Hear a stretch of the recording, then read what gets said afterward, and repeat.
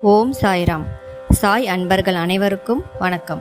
இந்த பதிவு எதற்காக என்றால், நாம் அனைவரும் சாய் சரிதம் படிக்க வேண்டும் என்று விரும்புகிறோம்.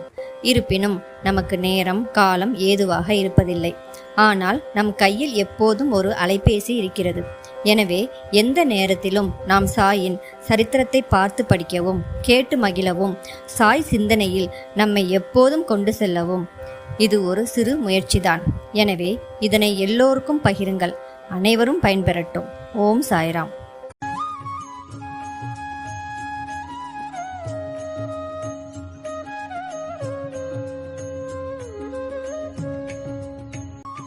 ஓம் சாய்ராம். அத்தியாயம் 15. நாரத இசைமுறை, சோல்கரின் சர்க்கரை இல்லாத தேநீர், 2 பல்லிகள்.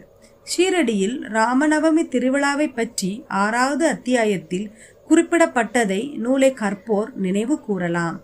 எவ்விதம் இத்திருவிழா முதலாக நடைமுறைக்கு கொண்டு வரப்பட்டது, எவ்வாறு ஆரம்ப வருடங்களில் இவ்விழாவின் போது கீர்த்தனைகள் பாடுவதற்காக ஒரு கரிதாசை, அதாவது பாடகரை பெறுவது பெரும் கடினமானதாயிருந்தது, எவ்வாறு தாஸ்கனுவிற்கே இவ்விழாவினுடைய கீர்த்தனை பொறுப்பை நிரந்தரமாக பாபா ஒப்படைத்தது, அதிலிருந்து தாஸ்கனு அதனை எவ்வாறு வெற்றிகரமாக நிறைவேற்றி கொண்டு வருகிறார் ஆகியவைகளை நினைவு கூர்ந்தறியலாம்.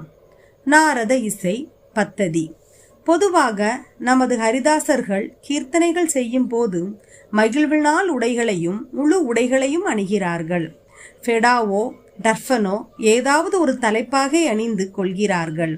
நீளமான அலைமோதும் கோட், உள்ளே ஒரு சட்டை, தோள்களில் அங்க வஸ்திரம், இடுப்புக்கு கீழே வழக்கமான நீல வேட்டி ஆகியவற்றை அணிகிறார்கள்.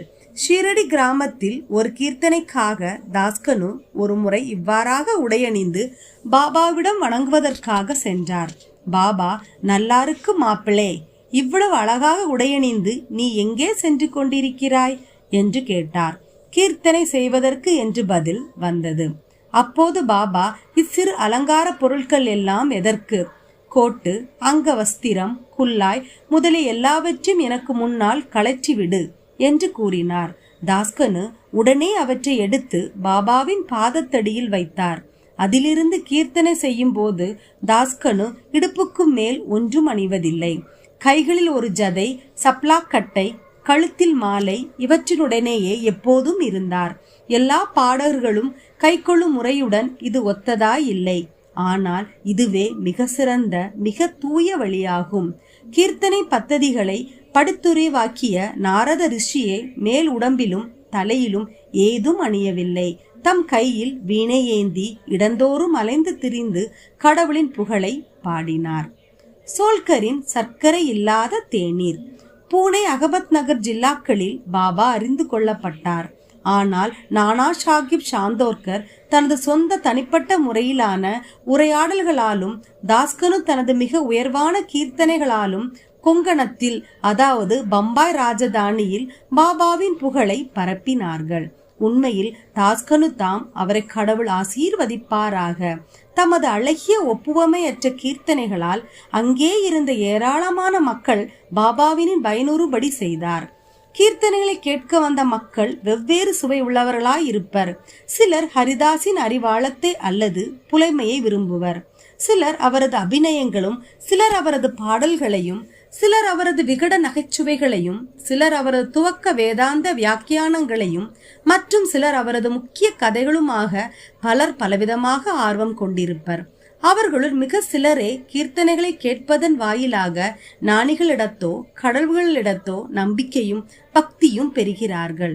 ஆயினும் தாஸ்கனுவின் கீர்த்தனைகளை கேட்கும் அவையோர்களது மனங்களின் விளையும் மின்சாரம் ஆகும். அது அங்கனமே இருந்தது. கீழ்கண்ட ஒரு நிகழ்ச்சியை இங்கு தருகிறோம்.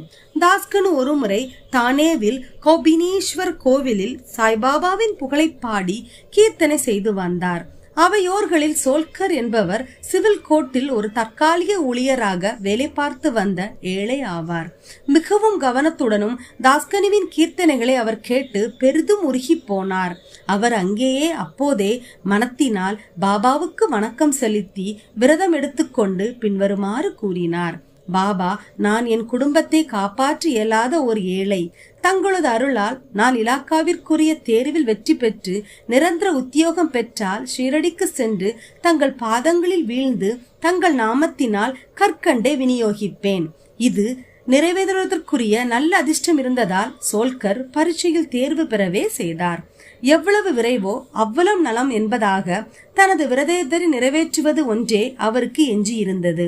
பெருங்குடும்பத்தை தாங்க வேண்டிய ஏழை மனிதர் சோல்கர் அவரால் ஷீரடி பயணத்திற்கு நேரும் செலவை தாங்குதல் இயலாது.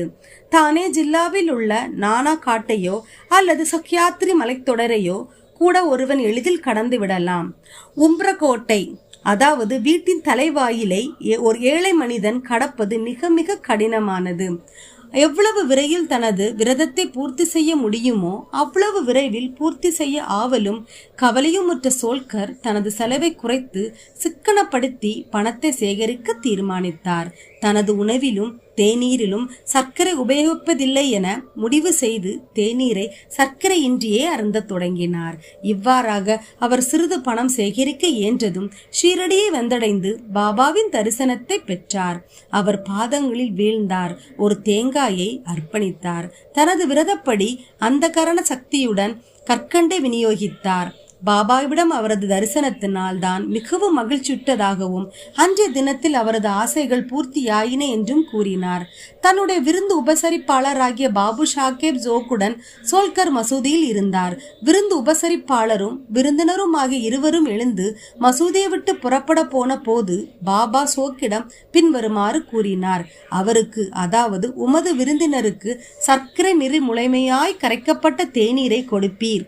இத்தகைய உட்கருத்து வளஞ்செறி சொற்களை கேட்டு சோல்கர் மிகவும் மனதுருகி போனார். வியப்பால் செயலிழந்தார். அவர் கண்கள் கண்ணீரால் பனித்தன. மீண்டும் பாபாவின் பாதங்களில் வீழ்ந்தார். தனது விருந்தினருக்கு அளிக்கப்பட வேண்டிய தேநீரை பற்றிய வழிநெறியை கேட்டு சோகும் ஆச்சரியப்பட்டார். தனது சொற்களின் மூலம் சோல்கரின் மனதில் நம்பிக்கையும் பக்தியும் தோற்றுவிக்க பாபா விரும்பினார். அவருடைய விரதப்படி தாம் கற்கண்டை பெற்றுக் கொண்டதையும் உணவில் சர்க்கரை பயன்படுத்தக்கூடாது என்ற அவரது ரகசிய தீர்மானத்தையும் தான் முழுமையாக அறிந்திருப்பதாக அது அங்கனமே இருந்தபடியே பாபா குறிப்பிட்டார். பாபா கூறியதன் பொருளாவது, என் முன்னர் பக்தியுடன் உங்களது கரங்களை நீட்டுவீர்களே ஆனால் உடனேயே இரவும் பகலும் உங்களுடன் கூடவே நான் இருக்கிறேன். இவ்வுடம்பா நான் இங்கேயே இருப்பினும் ஏழ்கடலுக்கு அப்பால் நீங்கள் செய்வதையும் நான் அறிவேன். இந்த பரந்த உலகின் கண் நீங்கள் விரும்பியபடி எங்கு வேண்டுமானாலும் செல்லுங்கள். நான் உங்களுடனேயே இருக்கிறேன். உங்களது இதயமோ எனது இருப்பிடம். நான் உங்களுக்குள்ளேயே இருக்கிறேன். உங்களது இதயத்தின் உள்ளும் அதே போன்ற சகல ஜீவராசிகளின் இதயங்களின் உள்ளும் இருக்கும் என்னையே எப்போதும் வணங்குவீர்களாக. என்னை இங்கனமாக அறிபவர் உண்மையிலேயே ஆசீர்வதிக்கப்பட்டவரும் அதிர்ஷ்டசாலியும் ஆவார். இவ்வாறாக எவ்வித அழகிய முக்கியமான நீதி பாபாவினால் சோல்கருக்கு உபதேசிக்கப்பட்டது. 2 பள்ளிகள். 2 சிறிய பள்ளிகளின் கதையுடன் இவ்வத்தியாயத்தை முடிப்போம். ஒருமுறை பாபா மசூதியில் அமர்ந்திருந்தார். ஒரு பக்தரும் அவர் முன்னர் அமர்ந்திருந்தார். ஒரு பள்ளி டிக் டிக் துடிப்பை விளைவித்தது. ஆச்சரியத்தால் உந்தப்பட்ட அவர், பள்ளியின் இத்துடிப்பு ஏதேனும் பின்விளைவில் காட்டுதல் குறித்ததா? அது நல்ல அடையாளமா அல்லது தீய சகுனமா என்று பாபாவை கேட்டார். அப்பள்ளியின் சகோதரி அதனை பார்க்க அவுரங்காபாத்திலிருந்து வந்து கொண்டிருப்பதாயும் அதனால் அப்பள்ளி மிகவும் மகிழ்ச்சியுற்றிருக்கிறது என்றும் பாபா கூறினார். பாபா சொல்லுவதன் அர்த்தம் புரியாமல் அவர் மௌனமாய் அமர்ந்திருந்தார். உடனேயே அவுரங்காபாத்திலிருந்து குதிரையில் ஒரு பெருந்தகை பாபாவை பார்க்க வந்தார். அவர் மேற்கொண்டு பயணத்தை தொட விரும்பினார். ஆனால் அவரது குதிரை பசியாயிருந்தபடியால் நகர்வதாக இல்லை. அதற்கு கொள்ளு தேவைப்பட்டது. கொள்ளு கொண்டு வருவதற்காக தனது தோளில் இருந்து ஒரு பையை எடுத்தார். தூசியை போக்குவதற்காக தரையில் அடித்தார். அதிலிருந்து ஒரு பள்ளி விழுந்தது. எல்லோரும் முன்னிலையும் அது சுவரில் ஏறியது. கேள்வி கேட்ட பக்தரின் அப்பள்ளியை நன்றாக கவனிக்கும்படி பாபா கூறினார். அது உடனேயே தனது பெருமையான நடையுடன் தன் சகோதரியை நோக்கி சென்றது. நீண்ட காலத்திற்கு பின்னர் இரண்டும் சந்தித்தன. ஒன்றை ஒன்று முத்தம் கொடுத்து கட்டி அணைத்து கொண்டன. சுற்றி சுற்றி ஓடி வந்து அன்பால் நடனம் ஆடின. ஷீரடி எங்கே இருக்கிறது? அவுரங்காபாத் எங்கே இருக்கிறது? குதிரையில் இருந்த மனிதன் பள்ளியுடன் எங்கனம் அவுரங்காபாத்திற்கு வந்தார்? 2 சகோதரிகள் சந்திக்க போவது எங்கடம் பாபா முன்னாலேயே தீர்க்க தரிசனம் செய்தார். இவையெல்லாம் உண்மையிலேயே மிகவும் ஆச்சரியமானதும் பாபாவின் எங்கும் நிறை பேரறிவையும் ஆனந்தத்தையும் உணரும் ஆற்றலையும் மெய்ப்பிப்பதும் ஆகும். பிற்சேர்க்கை எவர் ஒருவர் அத்தியாயத்தை பக்தியுடன் படிக்கிறாரோ அல்லது தினமும் கருத்தூன்றி பயில்கிறாரோ சத்குரு சாய்பாபாவின் அருளால் அவரது அனைத்து ஆழ்துயர் நிலைகளும் அகற்றப்படும். எனவே ஸ்ரீ சாயை பணிக. அனைவருக்கும் சாந்தி நிலவட்டும். ஓம் சாய்ராம். ஓம் சாய்ராம். அத்தியாயம் 16 மற்றும் 17 துரித பிரம்ம ஞானம். இவ்விரண்டு அத்தியாயங்களும் சாய்பாபாவிடமிருந்து துரிதமாக பிரம்ம ஞானத்தை பெற விளைத்த ஒரு செல்வந்தரின் கதையை பற்றி கூறுவதாகும். முன்னுரை. முன் அத்தியாயத்தில் சோல்கரின் சிறிய அளவிலான சமர்ப்பண விரதம் எவ்வித நிறைவேற்றப்பட்டு ஏற்கப்பட்டதென விளக்கப்பெற்றது. அன்புடனும் பக்தியுடனும் அளிக்கப்படும் எத்தகைய சிறு பொருளையும் பாராட்டுதல்களுடன் ஏற்றிக்கொள்வார் என்று அக்கதையின் வாயிலாக சாய்பாபா அறிவுறுத்தினார். ஆனால் அதுவே பெருமையுடனும் இருமாப்புடனும் அளிக்கப்பட்டால் ஏற்றுக்கொள்ள மறுத்து விடுவார்.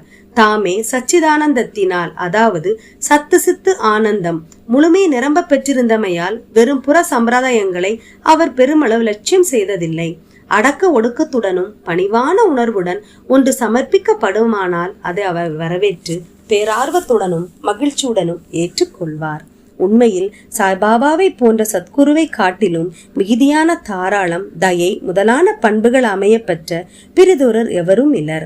அவரை சிந்தாமணி கல்லுக்கோ கற்பக தருவிற்கோ காமதேவனிற்கோ ஒப்பிட முடியாது. ஏனெனில் தாம் விரும்பினவற்றை மட்டுமே அவைகள் அளிக்கின்றன. ஆனால் சத்குருவோ கருதற்கியலாத, ஆராய்ந்து அறிதற்கியலாத மெய்ப்பொருளாம் விலை மதிப்பற்ற பொக்கிஷத்தை நமக்கு நல்குகிறார். இப்போது சாய்பாபாவிடம் வந்து தனக்கு பிரம்மஞானம் அளிக்க வேண்டும் என்று மன்றாடி வேண்டிக் கொண்ட ஒரு பணக்காரரை சமாளித்து எப்படி அனுப்பி வைத்தார் என்னும் கதையை கேட்போம். தனது வாழ்க்கையில் மிகவும் சுபீட்சத்துடன் விளங்கிய பணக்காரர் ஒருவர் இருந்தார். அவர் ஏராளமான செல்வம், வீடுகள், வயல்கள், நிலங்கள் முதலியவற்றை பெருந்திரளாக குவித்திருந்தார். பல வேலையாட்களும் சார்ந்து வாழ்வோரும் வாய்க்கப்பட்டவராக இருந்தார். பாபாவினது புகழ் அவர் செவிகளை எட்டிய போது அவர் தனது நண்பர் ஒருவரிடம் தனக்கு எவ்விதமான பொருளும் தேவை இருக்கவில்லை என்றும், எனவே அவர் ஷீரடிக்கு சென்று பாபாவிடம் பிரம்ம ஞானத்தை அருளும்படி வேண்ட போவதாகவும், அங்கனம் அதை அவர் பெற்றால் அது நிச்சயம் தன்னை இன்னும் அதிக மகிழ்ச்சி உடையவராக்கும் என்றும் கூறினார். அவரது நண்பர் பின்வருமாறு உரைத்து அவர் கருத்தை மாற்ற முயன்றார். பிரம்மத்தை அறிவதென்பது அவ்வளவு எளிதல்ல. அதிலும் குறிப்பாக மனைவி, மக்கள், செல்வம் எனும் கவனங்களிலே முழுவதுமாக கவரப்பட்டிருக்கும் பேராசைக்காரருக்கு அது எளிதே அல்ல. ஒரு பைசாவும் தர்மத்திற்காக ஈயா மனிதராகிய உம்முடைய பிரம்மஞான நாட்டத்தை யாரே திருப்தி செய்ய இயலும்? இப்பேர்வழி தனது நண்பரின் அறிவுரையை பொருட்படுத்தாது போய் வர குதிரை வண்டியை பேசி அமர்த்தி ஷீரடிக்கு வந்தார். மசூதிக்கு சென்று சாய்பாபாவை பார்த்தார். அவர் பாதங்களில் வீழ்ந்து கூறினார், பாபா, இங்கு வருவோர் அனைவருக்கும் எவ்வித தாமதமும் இன்றி தாங்கள் பிரம்மத்தை காண்பிக்கிறீர்கள் என்று கேள்விப்பட்டு தொலைவிலுள்ள எனது இடத்திலிருந்து இங்கு நான் வந்திருக்கிறேன். எனது பிரயாணத்தால் மிகவும் களைப்படைந்துள்ளேன். நான் தங்களிடமிருந்து பிரம்மத்தை பெறுவேன் ஆகில் எனது கடின முயற்சிகள் எல்லாம் நன்றாக ஊதியம் அளிக்கப்பட்டு பரிசு நல்கப்பட்டவை ஆகும். பாபா அப்போது கூறியதாவது, ஓ எனதருமை நண்பனே, ஏங்கி கவலையுறாதே. நான் உடனேயே உனக்கு பிரம்மத்தை காண்பிக்கிறேன். எனது நடைமுறையை தொடர்புகள் அனைத்தும் ரொக்கத்திலேயேதான், கடனில் அல்ல. எனவே பல என்னிடம் வந்து செல்வம், தேர்வ ஆரோக்கியம், ஆற்றல், புகழ், பதவி, நோய் தீர்த்தல் போன்ற இவ்வுலக பொருட்களையே கேட்கின்றனர்.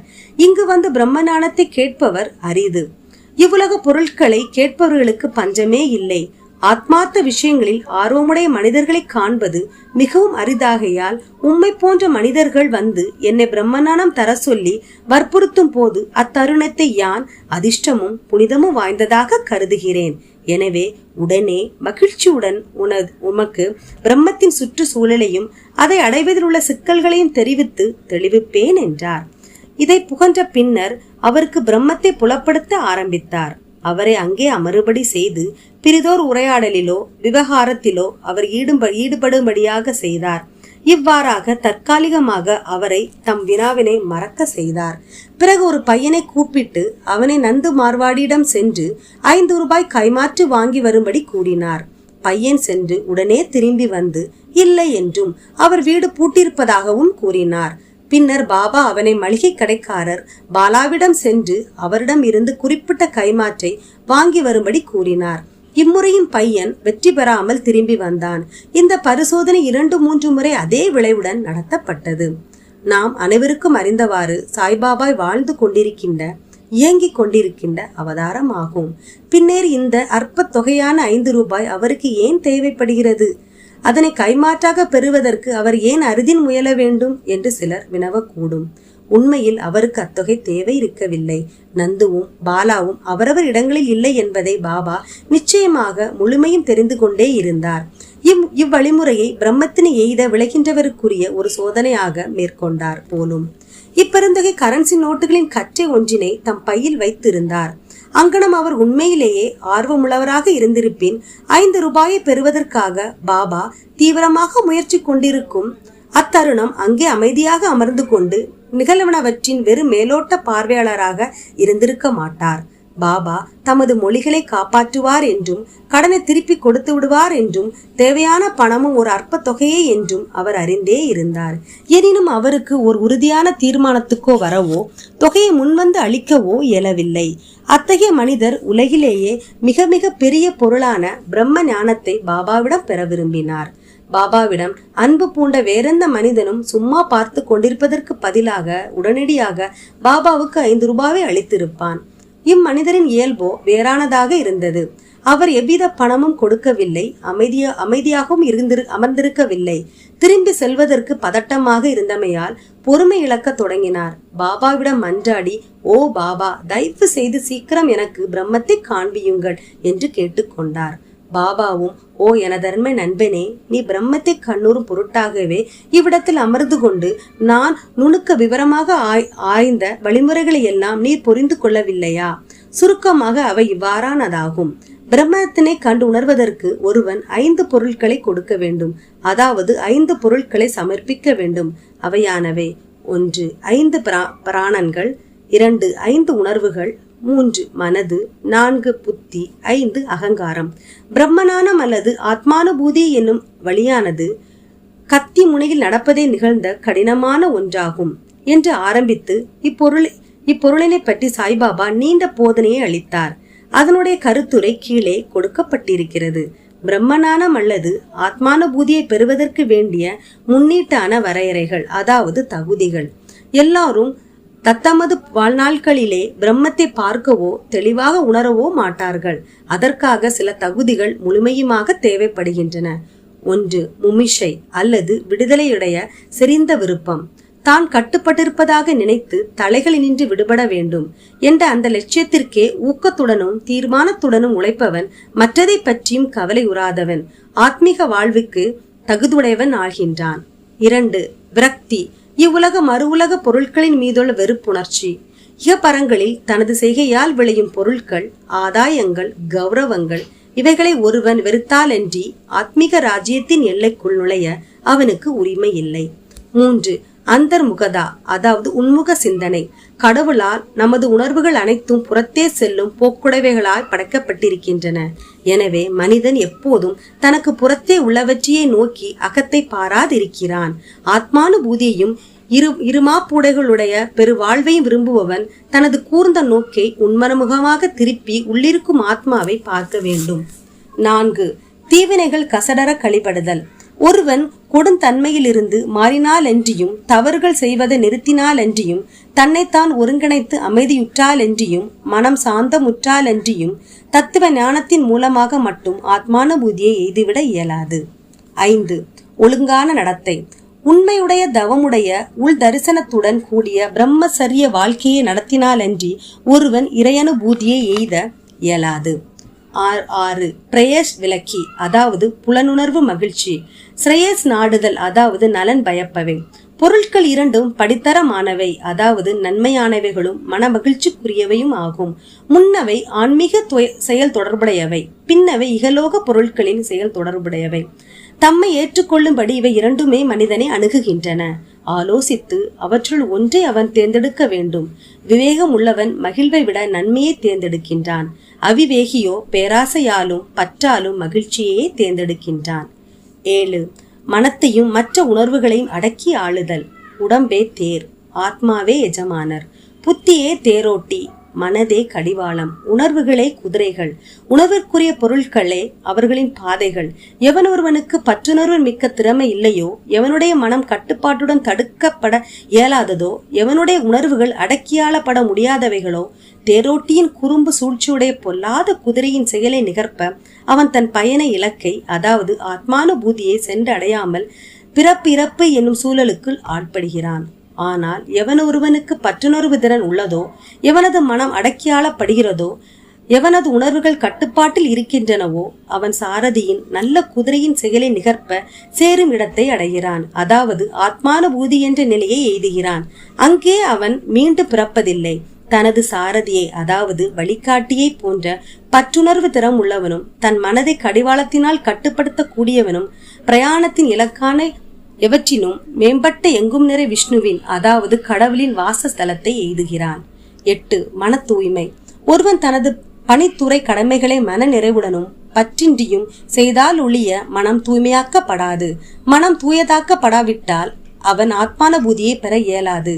தூய்மையான மனம் ஒன்றினாலேயே விவேகமும், அதாவது நித்திய அநித்திய வஸ்துகளை பகுத்துணரும் ஆற்றல், வைராக்கியமும் முளைத்து மேலெழும்பி ஆத்மானுபூதிக்கு இட்டு செல்கின்றன. 9. குருவின் இன்றிமையாமை. ஆத்ம ஞானமானது எவரொருவருக்கு தன்னுடைய சுய முயற்சியால் அடைவோம் என்ற ஒரு காலம் நினைக்க கூட முடியாத அளவுக்கு சூட்சமமாகவும் அறிவுநிலை கடந்ததாகவும் இருக்கிறது. ஆகவே தாமே ஆத்மானுபூதி எய்தப்பெற்ற மற்றொருவர், அதாவது குருவின் உதவி முழுமையுமாக தீராத வேண்டப்படுகிறது. பெரும் உழைப்பாலும் பாடுகளாலும் பிறர் அளிக்க இயலாதவை அத்தகைய குருவின் உதவியால் எளிதில் ஈட்டலாம். ஏனெனில் அவர் தாமே அப்பாதே நடந்திருப்பதால் தன் சீடர்கள் ஆன்மீக முன்னேற்றத்தின் ஏணியில் படிப்படியாக எளிதில் அழைத்து செல்ல முடியும். 10. இறுதியாக கடவுளின் அனுகிரகம் மிக மிக முக்கியமான பொருளாகும். கடவுள் எவர் மீதாவது மகிழ்ச்சியுறுவாராயின் அவருக்கு விவேகம் வைராக்கியத்தை அளித்து இகழ் வாழ்வெனும் பெருங்கடலை தாண்டி பத்திரமாக அவரை அழைத்து செல்கிறார். ஆத்மாவானது வேதங்களை கற்பதனாலோ புத்தியாலோ மிகுதியான புலமையினாலோ பெறப்படுவதன்று. ஆத்மா எவனை தேர்ந்தெடுக்கிறதோ அவனாலேயே அது பெறப்படுகிறது. அவனுக்கே அது தனது பண்பை வெளிப்படுத்துகின்றது என்று கடோபனிஷிதம் பகிர்கின்றது. இவ்வாறாக விளக்க உரையை முடித்ததும் பாபா அப்பெருந்தகையுடன் திரும்பி, நல்லதையோ உனது பையில் இருந்து 5 ரூபாவை போன்று 50 மடங்குள்ள உருவில், அதாவது 250 பிரம்மம், அதாவது பண தெய்வம் இருக்கிறது. அவற்றை தயவு செய்து வெளியே எடு என்றார். இப்பெருந்தகையும் நோட்டுகளின் கற்றையை தனது பையினின்று வெளியே எடுத்தார். அவற்றை அவர் எண்ணிய போது அவரது பெரும் வியப்பிற்குரிய வகையில் ஒவ்வொன்றும் 10 ரூபாயான 25 நோட்டுகள் இருப்பதை கண்டார். பாபாவின் எங்கு நிறை பேரறிவை கண்ணுற்று அவர் மனதுருகி பாபாவின் ஆசீர்வாதங்களுக்காக ஏங்கி அவர் பாதத்தடியில் வீழ்ந்தார். அப்போது பாபா அவரிடம், உனது கட்டு பிரம்மத்தை சுருட்டிக் கொள்க, அதாவது கரன்சி நோட்டுகளை. உன் பேராசை முழுமையாக விட்டொழிந்தால் அன்றி மெய்யான பிரம்மத்தை நீ அடைய முடியாது. செல்வம், மக்கள், சுபீட்சம் என்னும் கவனங்களால் முழுமையால் கவரப்பட்டிருக்கும் மனதை உடைய மனிதன் அவைகளுக்கான அவனது பற்றுகளை எல்லாம் விட்டொழித்தால் அன்றி எங்கன பிரம்மத்தை அறிவது எதிர்பார்க்க முடியும்? பற்றென்னும் மாய தோற்றம் அல்லது பணத்தாசை எனும் இருமாப்பு, பொறாமை எனும் முதலைகள் நிறைந்த துன்ப பெருநீர் சுழி ஆகும். ஆசைகளை நீத்தவனுக்கே சுழியை கடைத்தல் இயல்வதாகும். பேராசையும் பிரம்மமும் எதிரெதிர் துருவங்கள். அவைகள் நிரந்தரமாக ஒன்றுக்கொன்று முரண்பட்டவை. எங்கே பேராசை நிலவுகிறதோ அங்க பிரம்மத்தை பற்றி எண்ணத்திற்கோ தியானத்திற்கோ இடமில்லை. பின்னர் எங்கனும் ஒரு பேராசைக்காரன் சாந்தத்தையோ பிரகதையோ பெற முடியும்? பேராசைக்காரனுக்கு அமைதியும் இல்லை, திருப்தியும் இல்லை, நிலையுறுதிப்பாடும் இல்லை. எவ்வளவு பேராசை மன அகத்தில் இருப்பினும் கூட சாதனைகள் அனைத்தும் பயனற்றவே ஆம். தனது கர்மங்களின் விளைவால் அடையவிருக்கும் பலத்தின் அல்லது பயனின் ஆசையினின்றி விடுபடாமலும் அவைகளின் மேல் வெறுப்புறாமலும் உள்ள நன்றாக கற்றறிந்தவனுடைய ஞானமும் கூட பயனில்லை. அது அவனுக்கு ஆத்மானுபூதியை பெறுவதில் உதவ இயலாது. அகங்காரம் முழுமையை நிரம்ப பெற்று புலனர்வு பொருட்களிலே சதா சிந்தித்துக் கொண்டு இருப்பவனுக்கு குருவின் போதனைகள் கூட பயனற்றவே. மன தூய்மையே அறவே தேவைப்படுகிறது. அத்தினின்று தமது ஆன்மீக சாதனைகள் யாவும் பயனற்ற வெளித்தோற்றமும் பகட்டு ஆரவாரமுமே அன்றி பிரிதில்லை எனவே ஒருவனால் ஜீரணிக்க முடிந்த கிரகிக்க இயன்றவற்றை மட்டுமே எடுத்துக்கொள்வது நலமாகும். எனது கருவூலம் நிறைந்திருக்கிறது. எவனுக்கு அவன் விரும்புவதை தான் அளிக்க முடியும். ஆனால் நான் கொடுப்பதை பெற்றுக்கொள்ளும் தகுதி அவனுக்கு இருக்கிறதா என்பதை நான் கவனிக்க வேண்டும். என்னை கவனத்துடன் கேட்பீர்களானால் நீங்கள் உண்மையிலேயே நன்மை அடைவீர்கள். இம்மசூதியில் அமர்ந்து கொண்டு நான் உண்மையை தவிர வேறெதையும் பேசவில்லை என்று உரைத்தார்.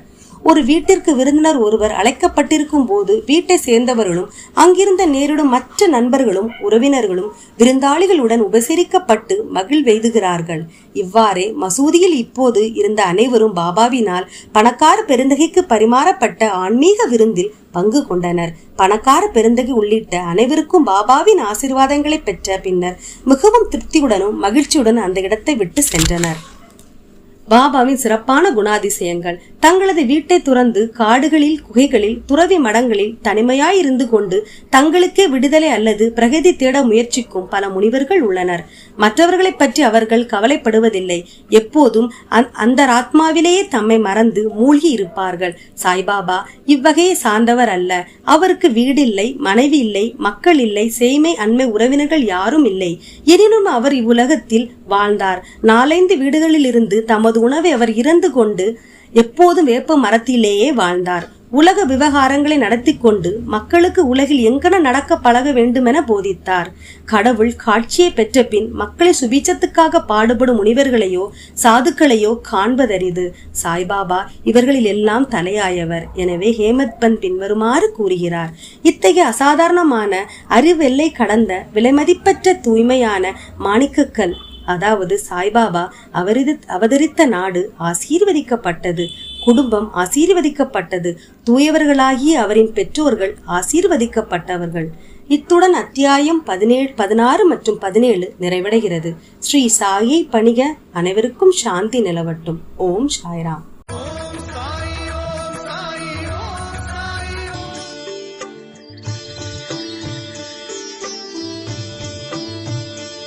ஓம் சாய்ராம். அத்தியாயம் 18 மற்றும் 19. ஹேமத் பந்த் எவ்வாறு ஏற்றுக்கொள்ளப்பட்டு ஆசீர்வதிக்கப்பட்டார். திருவாளர் சாதே, திருமதி தேஷ்முக்கின் கதைகள், நல்ல எண்ணங்களின் அவா, நிறைவேற்றத்தை ஊக்குவித்தல், உபதேச வகைகள், அவதூறு பேசுவது பற்றியும் உழைப்புக்கு ஊதியம் கொடுப்பது பற்றியும் போதனைகள். முந்தைய 2 அத்தியாயங்களில் துரித பிரம்மஞானத்தை பெற விளைந்த பணக்காரர் பாபாவால் எவ்வாறு நடத்தப்பட்டார் என்பதை ஹேமத் பந்த் விவரித்தார். இந்த 2 அத்தியாயங்களிலும் அவர் தாமே பாபாவால் எவ்வாறு ஏற்கப்பட்டு ஆசீர்வதிக்கப்பட்டார் எனவும், எங்கனம் நல்ல எண்ணங்களை பாபா ஊக்குவித்து அவைகளை பலனளிக்க செய்தார் எனவும் விவரித்து ஆன்மீக முன்னேற்றத்தை பற்றியும் அவதூறு பேசுவது குறித்தும் உழைப்புக்குரிய ஊதியத்தை பற்றியும் உள்ள பாபாவின் போதனைகளை அளிக்கிறார். முன்னுரை. நமது அடியவர்களின் தகுதியை முதலில் சத்குரு கவனிக்கிறார் என்பதும், பின்னர் அவர்கள் மனத்தை எல்லளவும் குழம்ப செய்யாமல் பொருத்தமான செயல்துறை கட்டளைகளை அளித்து ஆத்மானுபூதி என்ற லட்சியத்திற்கு தொடர்ந்து அவர்களை இட்டு செல்கிறார் என்பதும் நன்றாக அறியப்பட்ட உண்மையாகும். இவ்வகையில் சத்குரு எவைகளை உபதேசிக்கிறாரோ அல்லது கட்டளை இடுகிறாரோ அவைகள் பலரறிய வெளியிடப்படக்கூடாது என்று சிலர் கூறுகிறார்கள். அவர்களுடைய உபதேசங்கள் பிரசுரிக்கப்பட்டால் அவை பயனற்றதாகி விடுகின்றன என்றும் சிலர் நினைக்கிறார்கள். இக்கருத்து சரியானதன்று. சத்குருவானவர் ஒரு பருவமேகம் போன்றவர். தமது அமிர்தத்தினை நிகர் மொழிகளை தங்கு தடையின்றி விரிவாக அனைத்து இடங்களிலும் பரவும்படி கருதறிய ஆனந்த மழை பொழிகிறார்கள். இவைகளை நாம் மகிழ்ந்து அனுபவித்து நமது உள்ளம் நிறைவேதும் வரை சீரணித்து கொண்டு அதன் பின் தனிப்பயன் கருதி சேம ஒதுக்கீடு ஏதுமின்றி மற்றவர்களுக்கும் பரிமாற வேண்டும். நமது விழிப்பு நிலையில் அவர் போதிப்பவைகளுக்கு இந்நியதி பொருந்துவதுடன் இல்லாது கனவு நிலையிலும் அவர் நமக்கு அளிக்கும் காட்சிகளுக்கும் இது பொருந்துவதேயாம். உதாரணத்துக்கு ஒரு நிகழ்ச்சியை கூறுமிடத்து புதுகௌசிக ரிஷி தாம் கனவில் கண்டதான புகழ்பெற்ற ராமராஷா ஸ்தோத்திரத்தை பதிப்பித்தார். தனது குழந்தைகள் உடல் நலம் பெறுவதற் பொருட்டாக கசப்பான ஆனால் ஆரோக்கியமான மருந்துகளை அவர்களின் தொண்டைக்குள் வலிந்து புகட்டும் பாசமுள்ள தாயை போன்றே சாய்பாபா தமது அடியவர்களுக்கு ஆன்மீக செயல்துறை கட்டளை தெரிவித்தார். அவரது முறைமை திரையிடப்பட்டதோ இரகசியமானதோ அல்ல. ஆனாலும் முற்றிலும் வெளிப்படையானவை. அவருடைய கட்டளைகளை பின்பற்றிய அடியவர்கள் தங்களின் குறிக்கோளை எய்துகிறார்கள். சாய்பாபாவை போன்ற சத்குருக்கள் நமது அறிவாற்றல் என்னும் கண்களை திறந்துவிட்டு ஆத்மாவின் தெய்வீக அழகுகளை நமக்கு புலப்படுத்துகிறார்கள். இது செய்யப்படும் போது புலனுணர்வு பொருட்களில் நமக்குள்ள ஆசை மறைந்து விடுகிறது. விவேகம், வைராக்கியம் என்னும் இரட்டை கனிகள் நமது கைகளுக்கு கிட்டுகின்றன. ஞானம் என்பது தூக்கத்தில் கூட துளிர்விடுகின்றது.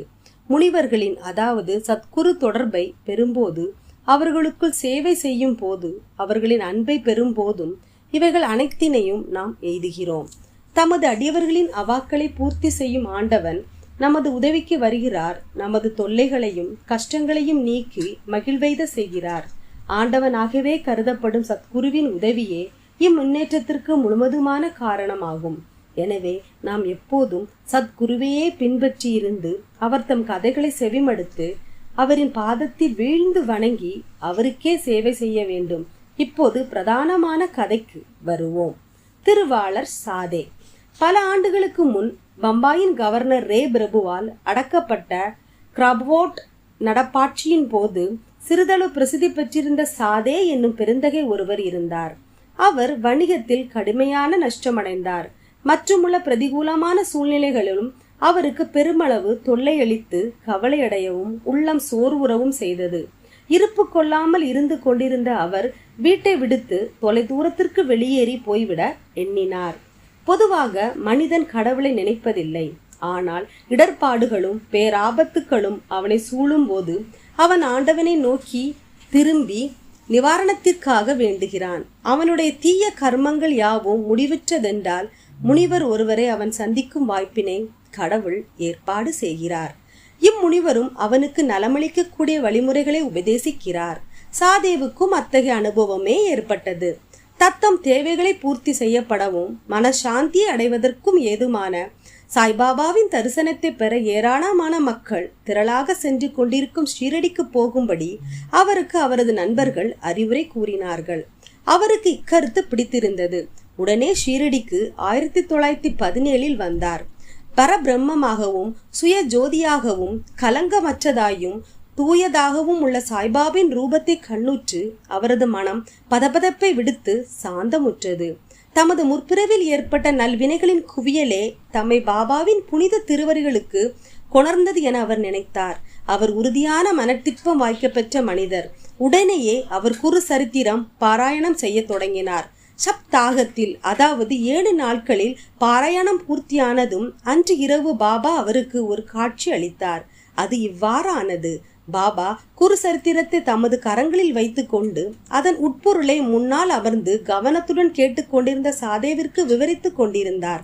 அவர் விழித்தெழுந்து பின்னர் தமது கனவினை நினைவு கூர்ந்து மிகவும் மகிழ்ச்சி அடைந்தார். அறியாமையால் குரட்டை விடும் தம்மை போன்ற ஆத்மாக்களை பாபாவின் எல்லையற்ற கருணையை எழுப்பிவிட்டு குரு சரித்திர அமிர்தத்தினை சுவைக்கும்படி செய்கிறது என்று அவர் நினைத்தார். மறுநாள் காக்கா சாஹேப் தீஷித்திடம் இக்காட்சியை பற்றி அவர் தெரிவித்து சாய்பாபாவிடம் அதன் பொருளை பற்றிய நுட்குறிப்பினை குறித்து கேட்கும்படி வேண்டிக் கொண்டார். அதாவது 1 வாரம் பாராயணம் செய்தது போதுமா அல்லது மீண்டும் ஆரம்பிக்க வேண்டுமா என்பதாக. காக்கா சாஹிப் தீஷித்தும் தமக்கு கிடைத்த ஒரு உரிய சந்தர்ப்பத்தில் பாபாவை நோக்கி, தேவா, ஓ தெய்வமே, இந்த காட்சியால் சாதேவுக்கும் எதனை குறிப்பிடுகிறீர்கள்? அவர் சப்தாகத்தை நிறுத்தி விடலாமா, தொடர வேண்டுமா? அவர் ஒரு ஏழை அடியவர். அவரது அவ்வா நிறைவேற்றப்படுதல் வேண்டும். அவருக்கு காட்சியின் பொருள் விளக்கப்பட்டு அவர் ஆசீர்வதிக்கப்பட வேண்டும் என கேட்டுக்கொண்டார். பாபாவும் அவர் மற்றொரு சப்தாகம் பாராயணம் செய்ய வேண்டும். அதை அவர் கவனமாக கற்பாராயின் அவர் தூயவராகி நன்மை பெறுவார்.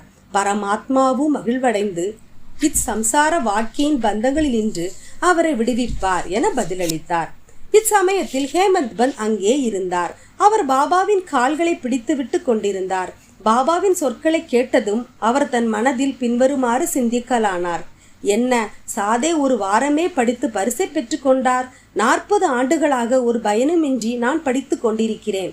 இந்த இடத்தில் அவரது 7 நாள் வாசம் பலனளிக்க நேரிட்டு எனது 7 வருட வாசம் பலனேதுமின்றி போகின்றது. தம் அறிவுரையால் என்னை ஆசீர்வதிக்க வேண்டும் எனவும் தமது அமுதத்தை என் மீது பொழிய வேண்டும் எனவும் கருணை மேகத்திற்காக காத்து கொண்டிருக்கும் சாதக பறவையைப் போல் எப்போதும் நான் காத்து கொண்டிருக்கிறேன். இந்த எண்ணம் அவர் மனதில் குறுக்கிட்ட அத்தருணமே பாபா அதனை அறிந்து கொண்டார். பாபா பக்தர்களின் எல்லா எண்ணங்களையும் படித்து புரிந்து கொண்டு தீய எண்ணங்களை கீழடக்கி நல்ல எண்ணங்களை ஊக்குவித்தார் என்பது அடியவர்களின் அனுபவம் ஆகும். ஹேமத் பந்துவின் உள்ளத்தை படித்தறிந்து கொண்ட பாபா உடனே அவரை எழுந்து ஷாமாவிடம் சென்று ரூபாய் 15 தட்சணையாக பெற்றுக்கொண்டு அங்கு சிறிது நேரம் அவருடன் உரையாடிய பின்னர் திரும்பி வரும்படி கேட்டார். பாபாவின் மனதில் கருணை உதயமாகியது. எனவேதான் அவர் இக்கட்டளையை இட்டார். யார்தான் பாபாவின் ஆணையை மீற முடியும்? ஹேமத் பந்த் உடனே மசூதியை விட்டு ஷாமாவின் வீட்டிற்கு வந்தார். அவர் அப்போதுதான் குளித்துவிட்டு வேட்டியை உடுத்தி கொண்டிருந்தார். அவர் வெளியேறி வந்து ஹேமத் பந்தை நோக்கி, தாங்கள் இப்போது இங்கே இருப்பது எங்கனம்? மசூதியிலிருந்து தாங்கள் வந்துள்ளதாக தோன்றுகிறதே. இருப்பு கொள்ளாதவரை போன்றும் உள சோர்வுடையவராயும் ஏன் காணப்படுகிறீர்கள்? ஏன் தாங்கள் தனித்து இருக்கிறீர்கள்? தயவு செய்து அமர்ந்து சிறிது நேரம் இளைப்பாருங்கள். நான் எனது வழிபாட்டை உடனே முடித்துவிட்டு திரும்புகிறேன். அதுவரை வெற்றிலை பாக்கு போட்டுக் கொள்ளுங்கள். பின்னர் மகிழ்ச்சியுடன் உரையாடலாம் என்று கூறிவிட்டு உள்ளே சென்றார். ஹேமந்த் பந்த் முன் திண்ணையில் அமர்ந்திருந்தார். ஜன்னலில் நாகபாகவதம் என்ற பிரசித்தி பெற்ற மராத்தி நூலை அவர் கண்டார். பெரிய சமஸ்கிருத நூலான பாகவதத்தின் 11வது சங்கத்தை அதாவது அத்தியாயத்தை பற்றிய ஏக்நாத் முனிவரின் விளக்க உரையாகும். சாய்பாபாவின் யோசனையின் பேரில் அல்லது சிபாரிசின் பேரில் திருவாளர்கள் பாபு சாஹிப் ஜோக்கும் காகா சாஹிப் தீஷித்தும் ஷீரடியில் தினந்தோறும் பகவத்கீதையையும் நாகபாகவதத்தையும் மற்றும் மற்றைய பெரிய நூலான ஏக்நாத்தின் பாவர்த்த ராமாயணத்தையும் படித்தார்கள். பாபாவுடன் அடியவர்கள் வந்து சில குறிப்பிட்ட கேள்விகளை கேட்டபோது சில சமயங்களில் அதில் ஒரு பகுதிக்கு விடையளித்து விட்டு பாகவத தர்மத்தின் முக்கிய ஆராய்ச்சி கட்டுரைகளான மேற்குறிப்பிட்ட நூல்களை பாராயணம் செய்வதை சென்று கேட்கும்படி கூறுவார். அடியவர்கள் சென்று அவற்றை கேட்கும் போது தங்கள் வினாக்களுக்கு பூரண திருப்தியான பதில்களை பெறுவார்கள். நாகபாகவதம் என்ற நூலின் சில பகுதிகளை ஹேமத் பந்து படிப்பது வழக்கம். அன்று மசூதிக்கு சென்று கொண்டிருந்த சில அடியவர்களிடம் சேர்ந்து செல்வதற்காக தினந்தோறும் தாம் படிக்கும் பகுதியை அவர் பூர்த்தி செய்யவில்லை. ஷாமாவின் ஜன்னலில் இருந்த அந்த புத்தகத்தை எடுத்து தற்செயலாக அதை புரட்டிய போது அவரது ஆச்சரியத்திற்கேற்ப முடிக்கப்படாத பகுதி வந்தது. தமது நித்திய பாராயணத்தை பூர்த்தி செய்வதற்கு ஏதுவாக பாபா தன்னை வெகு அன்புடன் ஷாமாவின் வீட்டிற்கு அனுப்பியிருப்பதாக அவர் எண்ணினார். எனவே முடிக்கப்படாத பகுதியை படித்து பூர்த்தி செய்தார். இதன் முடிவடைந்த உடனேயே ஷாமா வழிபாட்டை முடித்துவிட்டு வந்தார். அவர்களிடையே பின்வருவாறு உரையாடல் நிகழ்ந்தது. ஹேமத் பந்த் பாபாவிடம் ஒரு தூது குறிப்புடன் நான் வந்துள்ளேன். தங்களிடமிருந்து தட்சணையாக ரூபாய் 15 பெற்றுக்கொண்டு சிறிது நேரம் தங்களுடன் அமர்ந்து மகிழ்ச்சியாக உரையாடிவிட்டு பின்னர் தங்களுடன் மசூதிக்கு திரும்பும்படி என்னை அவர் கேட்டுக்கொண்டிருந்தார். அதற்கு ஷாமா, என்னிடம் கொடுக்க பணம் ஏதும் இல்லை. ரூபாய்களுக்கு பதிலாக என்னுடைய 15 நமஸ்காரங்களை பாபாவிடம் தட்சணையாக எடுத்து செல்லுங்கள். அதற்கு ஹேமந்த் பந்த், மிக நல்லது, தங்களுடைய வணக்கங்கள் ஏற்றுக்கொள்ளப்பட்டன. இப்போது நாம் சிறிது உரையாடுவோம். நமது பாவங்களை அளிக்கும் பாபாவின் சில கதைகளையும் லீலைகளையும் கூறுங்கள். அதற்கு ஷாமா, அப்படி என்றால் சற்றே அமருங்கள். இக்கடவுளின் அதாவது பாபாவின் விளையாட்டு அதாவது லீலை வியக்கத்தக்கது. அது தங்களுக்கு முன்னமே தெரியும். நான் ஒரு கிராமத்து குடியானவன். ஆனால் தாங்களோ அறிவுடைய குடிமகன். தாங்களே இங்கு வந்துற்றது முதலாக சிறிது அதிகமாக லீலைகளை கண்டிருப்பீர்கள். இவற்றை எங்கனம் நான் தங்கள் முன் விவரிப்பேன். நன்று, இந்தாருங்கள், வெற்றிலை பாக்கு சேர்த்து தாம்பூலம் போட்டுக் கொள்ளுங்கள். நான் உள்ளே சென்று உடுத்தி கொண்டு வந்து விடுகிறேன். சில நிமிடங்களில் ஷாமா வெளியே வந்து ஹேமத் பந்துடன் பேசத் தொடங்கினார். அவர் சொன்னார், இந்த ஆண்டவனின் அதாவது பாபாவின் லீலைகள் அறிந்து கொள்ள இயலாதவை. அவர் தம் லீலைகளுக்கு முடிவில்லை. யாரே இவற்றை கண்டுகொள்ள இயலும்? தமது லீலைகளால் அவர் விளையாடுகிறார் என்றாலும் அவைகளுக்கு புறம்பாகவே இருக்கிறார். நாகரிகமற்றவர்களாகிய நமக்கு என்னதான் தெரியும்? பாபா தாமே ஏன் கதைகளை சொல்லவில்லை? தங்களை போன்ற கற்றறிந்தோரை என் போன்ற அறிவெளிகளிடம் ஏன் அவர் அனுப்புகிறார்? அவர் தம் வழிகள் கருததற்கு இயலாதவை, அவைகள் மனிதத்தன்மை வாய்ந்தவை அல்ல என்று மட்டுமே என்னால் கூற இயலும். இந்த முன்னுரையுடன் ஷாமா தொடர்ந்தார். இப்போது என் நினைவில் இருக்கும் ஒரு கதையை நான் தங்களுக்கு விவரிக்கிறேன். இதை நானே நேரடியாக அறிவேன். ஒரு பக்தன் எவ்வளவு தூரம் நெஞ்சுரம் கொண்டவனாகவும் தீர்மானம் உள்ளவனாகவும் இருக்கிறானோ அங்கனமே பாபாவின் உடனடியான பிரதி செயலும் இருக்கிறது. சில சமயங்களில் பாபா தமது பக்தர்களை தீவிரமான சோதனைக்கு உட்படுத்தி பின்னர் அவர்களுக்கு உபதேசம் அளிக்கிறார். உபதேசம் என்ற வார்த்தை கேட்ட உடனேயே ஹேமத் பந்திற்கு தனது மனதில் ஏதோ ஒரு மின்னலை போன்ற ஒளி பாய்ந்தது போன்றிருந்தது. அவர் உடனே சாதேவின் குரு சரித்திர பாராயண கதை நினைவு கூர்ந்து தனது பதபதைப்பான மனதிற்கு அமைதி அளிக்கவே நிச்சயமாக பாபா தம்மை ஷாமாவிடம் அனுப்பியிருக்க வேண்டும் என்று எண்ணினார். என்றாலும் இந்த உணர்வை அடக்கி கட்டுப்படுத்தி கொண்டு ஷாமாவின் கதைகளை கேட்க தொடங்கினார். அவை அனைத்தும் பாபா தமது பக்தர்கள் எவ்வளவு அன்புடனும் பாசமுடன் இருக்கிறார் என்பதை தெரிவிக்கின்றன. இவைகளை எல்லாம் கேட்ட ஹேமத் பந்த் ஒருவித மகிழ்ச்சி எய்தலானார். பிறகு பின்வரும் கதையை ஷாமா கூறத் தொடங்கினார். திருமதி ராதாபாய் தேஷ்முக். ராதாபாய் என்ற பெயருடைய கிழவி ஒருத்தி இருந்தாள். அவள் காஷாபா தேஷ்முக் என்பாரின் தாயார் ஆவாள். பாபாவின் புகழை கேள்விப்பட்டு சங்கம்நேர் நகர மக்களுடன் அவர் ஷீரடிக்கு வந்தாள். பாபாவின் தரிசனத்தை பெற்று மிகவும் திருப்தி அடைந்தாள். பாபாவை மிகவும் உள்ளார்ந்த அன்புடன் அவள் நேசித்தாள். தான் பாபாவை குருவாக ஏற்றுக்கொண்டு அவரிடமிருந்து ஏதேனும் உபதேசம் பெற வேண்டும் என்று தீர்மானித்தாள். இதை தவிர அவளுக்கு வேறு ஒன்றும் தெரியாது. பாபா அவளை ஏற்றுக்கொண்டு மந்திரமோ உபதேசமோ அளிக்காத வரையில் தான் சாகும் வரை உண்ணாவிரதம் இருக்கப் போவதாக உறுதி பூண்டாள். தனது இருப்பிடத்தில் தங்கி 3 நாட்களாக உணவையும் நீரையும் விட்டொழித்தாள். கிழவின் இந்த மிக கடுமையான பரீட்சையை கண்ட நான் திகிலடைந்தேன். அவள் சார்பில் பாபாவிடம் இடையிட்டு பரிந்து பேசினேன். நான் கூறினேன், தேவா, தாங்கள் இவ்வாறாக தொடங்கி இருப்பது என்ன? தாங்கள் ஏராளமானவர்களை இவ்விடம் ஈர்த்து இழுக்கிறீர்கள். தங்களுக்கு இக்கிழவியை தெரியும். அவள் மிகவும் பிடிவாதம் உடையவளாகவும் தங்களே முழுவதுமாக சார்ந்தும் இருக்கிறாள். தாங்கள் அவளை ஏற்றுக்கொண்டு உபதேசம் தந்தால் ஒழிய சாகும் வரை உண்ணாவிரதம் இருப்பதாக தீர்மானித்திருக்கிறாள். ஏதாவது மோசமாக நிகழ்ந்துவிட்டால் மக்கள் தங்கள் மீது பழி சுமத்துவார்கள். பாபா அவளுக்கு உபதேசிக்கவில்லை, அதன் விளைவாக அவள் மரணமடைந்தாள் என்று கூறுவார்கள். எனவே அவள் மீது கருணை கூர்ந்து அவளை ஆசீர்வதியுங்கள், அவளுக்கு அறிவுறுத்துங்கள். அவளது தீர்மான உறுதியை கண்டு பாபா அவளை கூப்பிட்டு அனுப்பினார். பின்வருமாறு அவளிடம் உரையாற்றி அவளது மனப்போக்கை மாற்றினார். ஓ அம்மா, ஏன் தேவையற்ற சித்திரவதைக்கு தங்களை தாங்களே உட்படுத்தி கொண்டு சாவை எதிர்நோக்குகிறீர்கள்? தாங்கள் உண்மையிலேயே எனது தாய், நான் தங்களது குழந்தை. என்மேல் இரக்கம் கொண்டு நான் சொல்வதை முழுவதும் கேட்பீர்களாக. எனது சொந்த கதையே சொல்கிறேன். அதை கவனமாக கேட்பீர்களானால் தங்களுக்கு அதனால் நன்மை விளையும்.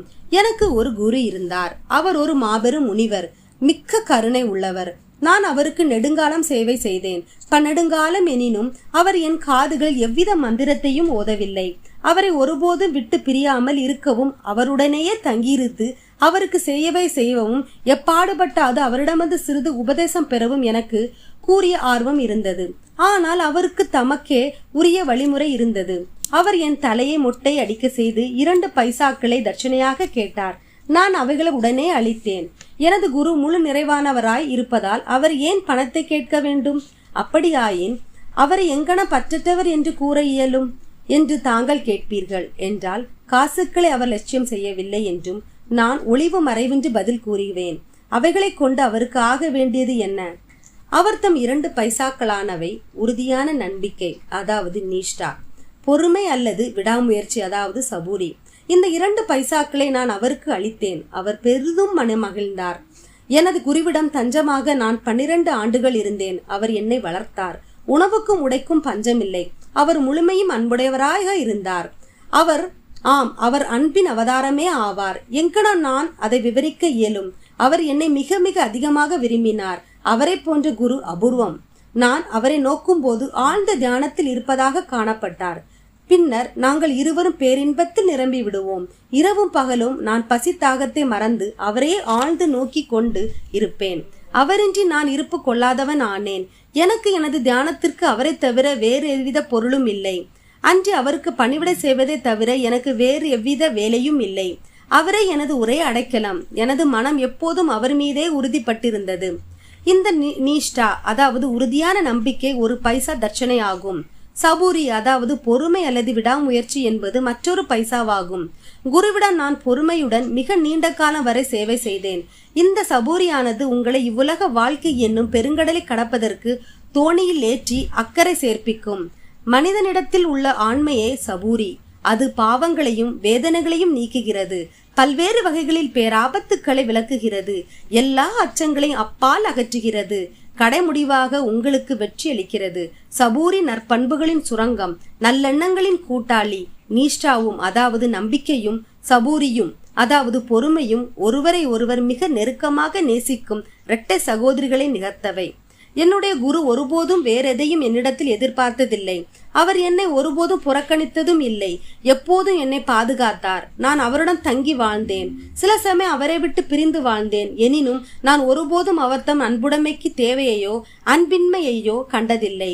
தாய் ஆமையானது தனது இளங்குட்டிகள் தன் அருகில் இருப்பினும், தன்னை விட்டு நீங்கி ஆற்றின் அக்கறையில் இருப்பினும் தனது அன்பு பார்வையால் பேணி வளர்க்கும். அதே விதமாக அவர் தம்முடைய கண்ணோட்டத்தினாலேயே எப்போதும் என்னை பாதுகாத்தார். ஓ அன்னையே, எனது குரு எனக்கு எவ்வித மந்திரத்தையும் போதிக்கவில்லை. பின்னர் நான் எங்கனம் தங்களது காதுகளில் மந்திரத்தை ஓத முடியும்? குருவின் ஆமை இனத்தை நிகழ்த்த அன்பு கண்ணோட்டம் ஒன்றே நமக்கு மகிழ்ச்சியை நல்கிறது. எவரிடமிருந்து மந்திரமோ உபதேசமோ பெற முயலாதீர்கள். என்னையே உங்களது எண்ணங்கள், செயல்கள் இவற்றின் ஒரே குறிக்கோளாக அமைத்துக் கொள்ளுங்கள். சந்தேகம் ஏதுமின்றி நீங்கள் நிச்சயம் பரமார்த்திகத்தை, அதாவது வாழ்வின் ஆன்மீக குறிக்கோளை எதுவீர்கள். என்னை உங்களது முழுமனதோடு நோக்குங்கள். பதிலாக நானும் அங்கனமே தங்களை நோக்குவேன். இம்மசூதியில் அமர்ந்து கொண்டு நான் உண்மையே பேசுகிறேன். உண்மையை தவிர வேறெதுவும் பேசவில்லை. சாதனைகள் ஏதும், 6 சாஸ்திரங்களில் கைதேர்ந்த அறிவு ஏதும் தேவையில்லை. உங்களது குருவினிடத்தில் நம்பிக்கையும் பற்றுறுதியும் கொள்ளுங்கள். குருவே தனி ஒருவரான நடத்துனர், இயக்குனர் என நம்புங்கள். தனது குருவின் பெருமையை அறிபவன் அவரையே ஹரிஹர பிரம்மம் என்று, திருமூர்த்தி அவதாரம் என்றும் கருதுபவன் ஆசீர்வதிக்கப்பட்டவன். இவ்வாறாக அறிவுறுத்தப்பட்டு கிழவி உடன்பட்டாள். அவள் பாபாவை வணங்கி உண்ணாவிரதத்தை கைவிட்டாள். இக்கதை கவனத்துடனும் கருத்துடனும் கேட்டுக்கொண்டிருந்த ஹேமந்த் பந்த் அதன் குறிப்பு நுட்பத்தையும் பொருத்தத்தையும் குறித்து பெருமளவு ஆச்சரியத்தில் மூழ்கினார். பாபாவின் இவ்வதிசய லீலைகளை கண்டுகொண்டு உச்சி முதல் உள்ளங்கால் வரை அவர் உருகினார். மகிழ்ச்சியில் பெருக்கால் பொங்கி வழியலானார். அவர் தம் தொண்டை அடைத்தது. ஒரு வார்த்தை கூட அவரால் பேச முடியவில்லை. ஷாமா இந்நிலையில் அவரை நோக்கி, தங்களுக்கு என்ன நேர்ந்தது? ஏன் மௌனமாகி விட்டீர்கள்? பாபாவின் கணக்கற்ற லீலைகள் இன்னும் எவ்வளவை நான் விவரிக்க முடியும் என்று கேட்டார். இது தருணம் மத்தியான வழிபாடும் ஆரத்தி சடங்கும் மசூதியில் ஆரம்பமாகி விட்டன என்பதை அறிவிக்கும் வகையில் மசூதியில் இருக்கும் மணி அடிக்க தொடங்கியது. எனவே ஷாமாவும் ஹேமந்த் பந்துவும் மசூதியை நோக்கி விரைந்தனர். பாபு சாஹேப் ஜோக் அப்போதுதான் வழிபாட்டை துவங்கி இருந்தார். பெண்கள் மசூதியின் உள்ளே மேல் தளத்திலும், ஆண்கள் கீழே உள்ள திறந்த வெளி தாழ்வாரத்திலும் நின்று கொண்டு ஆர்த்தியை கோஷத்துடன் எல்லோரும் பலமாக மேளங்கள் முழங்க பாடிக்கொண்டிருந்தனர். ஷாமா தன் கூடவே ஹேமந்த் பந்து இழுத்து கொண்டு மேலே சென்றார். பாபாவுக்கு வலதுபுறம் அவரும் ஹேமந்த் பந்து முன்னாலும் அமர்ந்தனர். அவர்களை கண்டு ஷாமாவிடமிருந்து கொண்டு வந்த தர்ஷனையை கொடுக்கும்படி ஹேமந்த் பந்திடம் கேட்டார். ஹேமந்த் பந்த் அவ்விடம் நேரே சென்றிருந்ததாகவும் ஷாமாய் ரூபாய்க்கு பதிலாக நமஸ்காரங்களை அளித்ததாகவும் அவர் அங்கேயே நேரில் இருப்பதாகவும் கூறினார். பாபா அதற்கு நன்று. தாங்கள் இருவரும் சம்பாஷித்தீர்களா? அப்படி என்றால் நீங்கள் பேசவே அனைத்தையும் குறித்து எனக்கு சொல்லுங்கள் என்றார். மணியோசை, மேளம், கோஷ்டிகானம் இவற்றை பொருட்படுத்தாது ஹேமந்த் பந்த் அவர்கள் பேசியதை கூற ஆவலாய் இருந்தார். அதை எடுத்துரைக்கவும் ஆரம்பித்தார். பாபாவும் அதை கேட்பதற்கு ஆவலாய் இருந்தார்.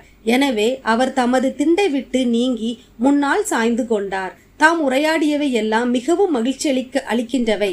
குறிப்பாக கிழவியின் கதை மிக மிக அற்புதமானது என்றும் அதை செவிமடுத்ததன் பொருட்டு அவர் பாபாவின் லீலை விவரிக்க இயலாது என்றும் கதை என்றும் புறத்தோற்றத்தில் பாபா தம்மையே உண்மையில் ஆசீர்வதிப்பதாக தாம் நினைப்பதாக கூறினார். பின்னர் பாபா, கதை அற்புதமானது. எங்கனம் நீங்கள் ஆசீர்வதிக்கப்பட்டீர்கள்? நான் உங்களிடமிருந்து எல்லாவற்றையும் விளக்கமாக அறிந்து கொள்ள விரும்புகிறேன். எனவே அவை அனைத்தையும் குறித்து எனக்கு இப்போது சொல்லுங்கள் என்றார். ஹேமந்த் பந்த் தான் சற்று முன்னர் கேட்ட தனது உள்ளத்தில் நிலையான முத்திரையை ஏற்படுத்திய கதையை முழுக்க விவரித்தார். இதை கேட்டு பாபா மிகவும் மகிழ்ச்சியுட்டார். மேலும் அவரை நோக்கி, இக்கதை உமது உள்ளத்தில் பதிவுற்றதா? அதன் குறிப்பு நுட்பத்தை பிடித்து கொண்டீரா என்றார். அவர், ஆம் பாபா, எனது மனதின் பதபதைப்பு மறைந்தொழிந்தது. எனக்கு உண்மையான சாந்தியும் அமைதியும் கிடைத்தன. நான் உண்மையான வழியை அறிய பெற்றேன் என்றார். பாபா பின்வருமாறு உரைத்தார். எனது நிகழ்முறை மிகவும் தனித்தன்மை வாய்ந்தது. இக்கதையை நன்றாக ஞாபகப்படுத்தி கொள்ளுங்கள். அது மிகவும் பயனுள்ளதாக இருக்கும். ஆத்மாவின் ஞானத்தை அடைவதற்கு தியானம் இன்றியமையானது. அதை இடையூறாது பயிற்சித்தீர்களானால் விருத்திகள், அதாவது எண்ணங்கள், அமைதிப்படுத்தப்படும். ஆசைகளற்ற நிலையில் இருந்து கொண்டு நீங்கள் அனைத்து உயிர்களிலும் இருக்கின்ற ஆண்டவரை தியானியுங்கள். மனது ஒருமுகப்படுத்தப்பட்ட பின்பு நமது குறிக்கோள் எய்தப்பட்டுவிடும். ஞானம் என்னும் பண்பே திருவுரு கொண்டது எனவும் உணர்வு திரளும் பேரானந்தமும் ஆகிய எனது உருவமற்ற இயல்பை எப்போதும் தியானம் செய்யுங்கள். அதை செய்ய தங்களால் இயலாவிடில் இரவும் பகலும் காண்பதை போன்று உச்சி முதல் உள்ளங்கால் வரையிலுள்ள எனது ரூபத்தை தியானம் செய்யுங்கள். அதை தாங்கள் செய்து கொண்டே போகும்போது தங்களின் விருத்திகள் அதாவது எண்ணங்கள் ஒரே இலக்கில் குவிக்கப்படும். தியானம் செய்பவர் தியானிக்கப்படும் பொருள் இவையிலுள்ள வேறுபாடு மறைந்துவிடும். தியானம் புரிபவர் உச்ச உணர்ச்சி திரளுடன் ஒன்றி பிரம்மத்துடன் கலந்து ஐக்கியமாய் விடுவர். தாயாமை நதியின் ஒரு கரையிலும் அதன் குட்டிகள் மறு கரையிலும் இருக்கின்றன. அவைகளுக்கு அது பாலோ உஷ்ணமோ அளிப்பதில்லை. அதனுடைய கண்ணோட்டம் ஒன்றே அவைகளை போஷிக்கிறது. குட்டிகள் தமது தாயாரை ஞாபகத்தில் கொள்ளுதலை தவிர வேறென்றும் செய்வதில்லை. தாய் ஆமைகளின் கண்ணோட்டம் குட்டிகளுக்கு காலூன்றி பெய்யும் அமுத மழையாகவும் ஊட்ட பண்பிற்கும் மகிழ்ச்சிக்கும் உள்ள ஒரே தோற்றுவாயாகவும் இருக்கிறது.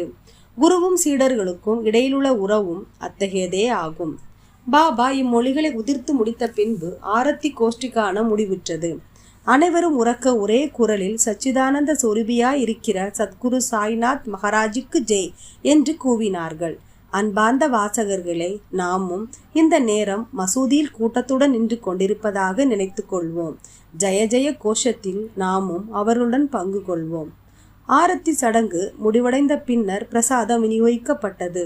வழக்கம் போல் பாபு சாஹேப் ஜோக் முன்னே வந்து பாபாவை வணங்கிய பின் அவரின் உள்ளங்கை நிறைய கற்கண்டை அளித்தார்.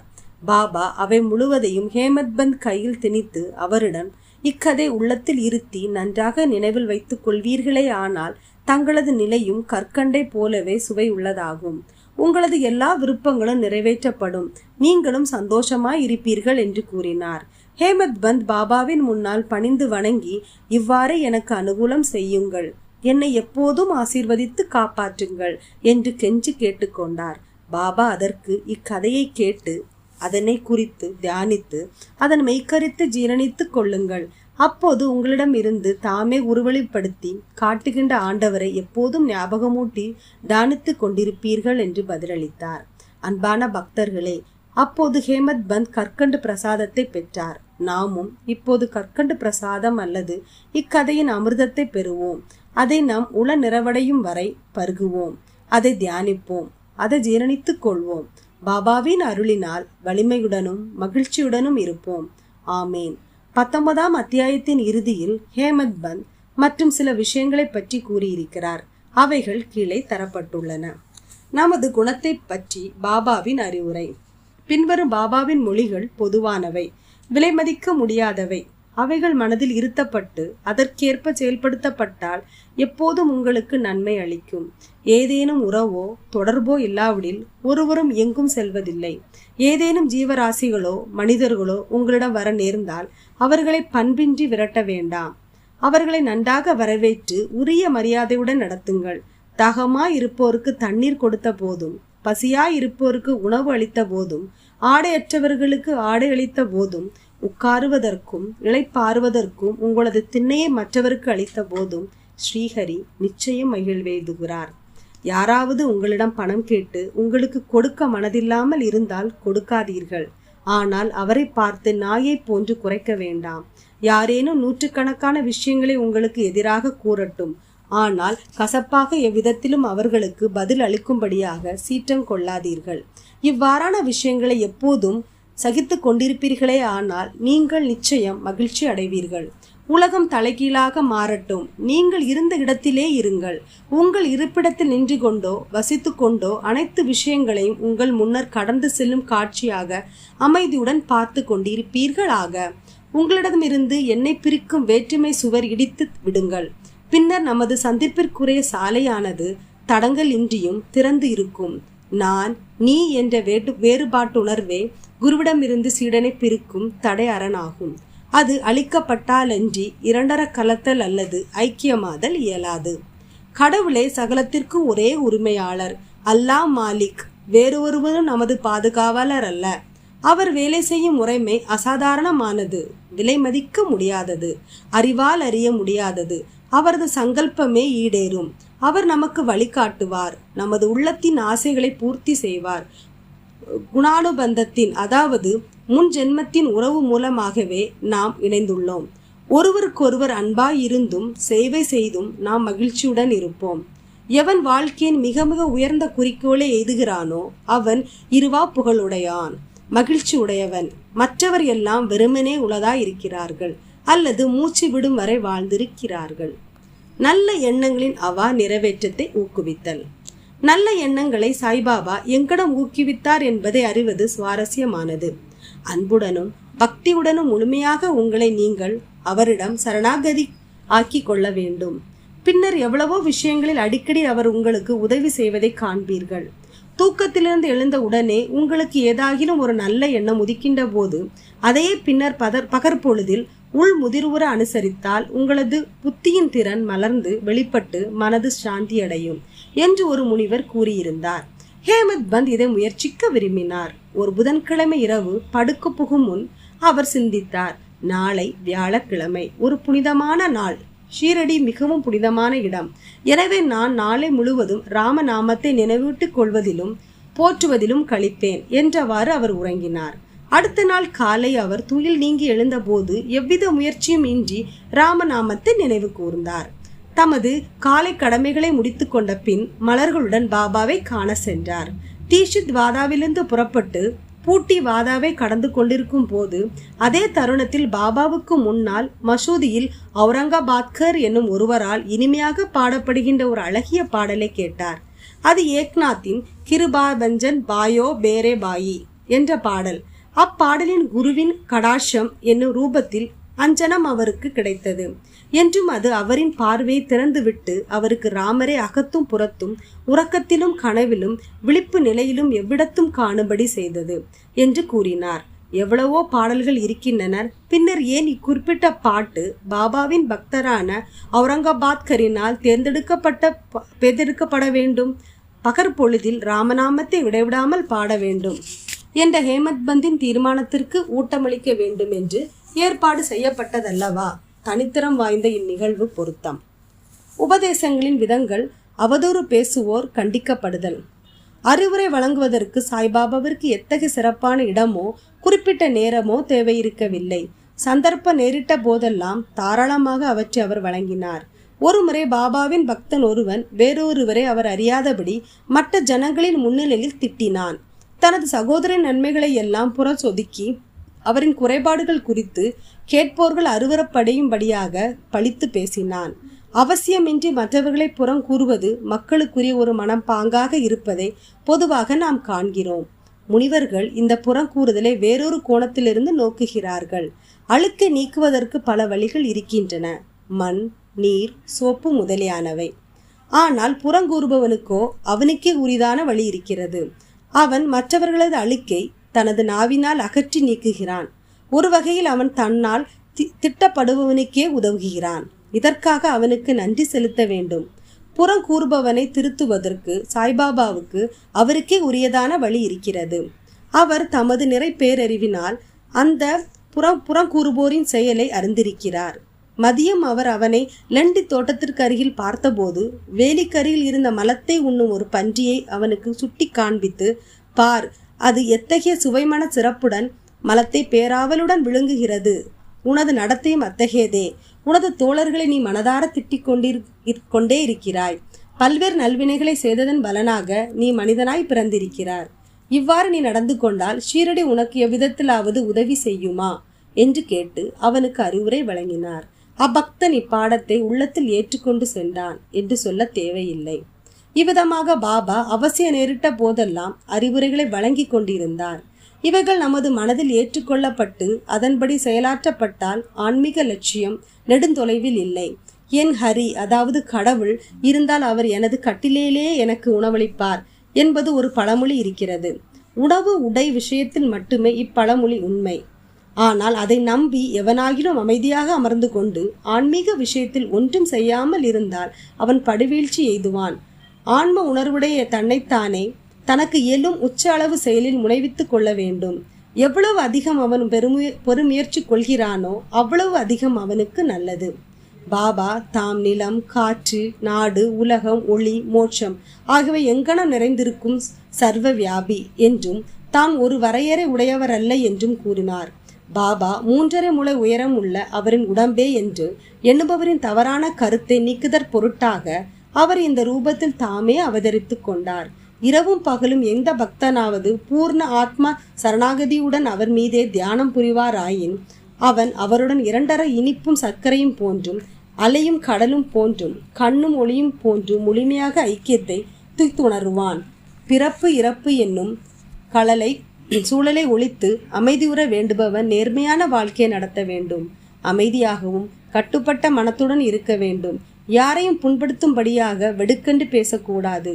எப்போதும் நல்வினைகளின் தன்னை ஈடுபடுத்திக் கொள்ள வேண்டும். தனது கடமைகளை செய்ய வேண்டும்.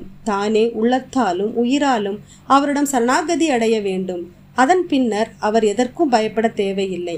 அவரையே முழுமையாக நம்புபவனும் அவர் தன் லீலைகளை கேட்டு அதையே விவரமாக எடுத்து கூறுபவனும் வேறெதை பற்றியும் சிந்திக்காதவனும் ஆத்மானுபூதியை அடைவது உறுதி. பாபா தமது பெயரையே நினைவில் வைக்கும்படி தம்மிடம் சரணாகதி அடையும்படி பலரை கேட்டுக்கொண்டார். ஆனால் தாங்கள் யார் என்று அறிய விரும்புபவர்களுக்கு ஸ்ரவணத்தையும் மனனத்தையும் அறிவுறுத்தியிருக்கிறார். சிலரை கடவுள் பெயரை நினைவில் வைத்துக் கொள்ளும்படியும், சிலரை அவரது லீலைகளை கேட்டுக்கொண்டிருக்கும்படியும், சிலரை தமது பாத பூஜை செய்யும்படியும், சிலரை ஆத்தியாத்ம ராமாயணம், ஞானேஸ்வரி மற்றும் பிற திருமறை நூல்களை படிக்கும்படியாகவும் அறிவுறுத்துகிறார். சிலரை தம்மை பாதத்தடியில் அமரும்படி இருத்தி வைத்தார். சிலரை கண்டோபா கோவிலுக்கு அனுப்பினார். சிலரை விஷ்ணுவின் 1000 நாமங்கள் ஜபம் செய்யும்படியும் மற்றும் சிலரை சாந்தோக்கிய உபநிஷதம் கீதையை கற்கும்படியாகவும் கூறினார். அவர் தம் உபதேசங்களுக்கு எவ்வித வரையறையோ கட்டுப்பாடோ கிடையாது.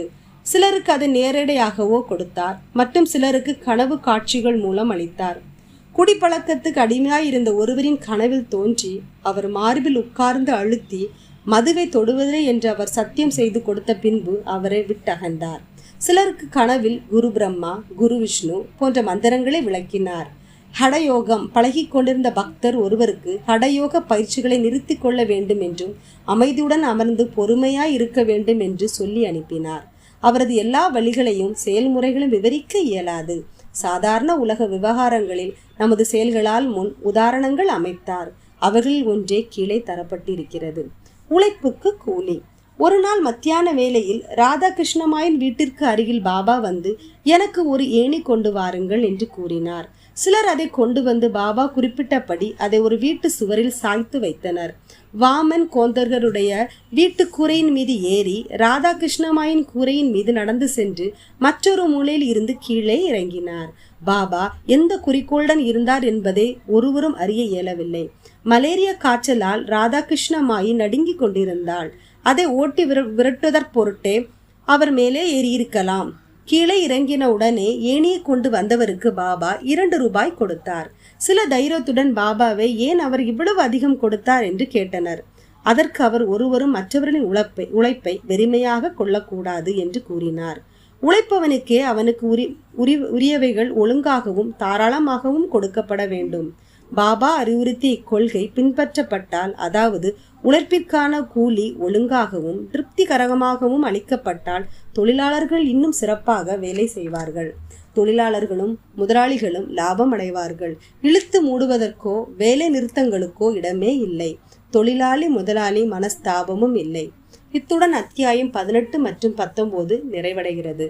ஸ்ரீ சாயி பணிக. அனைவருக்கும் சாந்தி நிலவட்டும். ஓம் சாய்ராம்.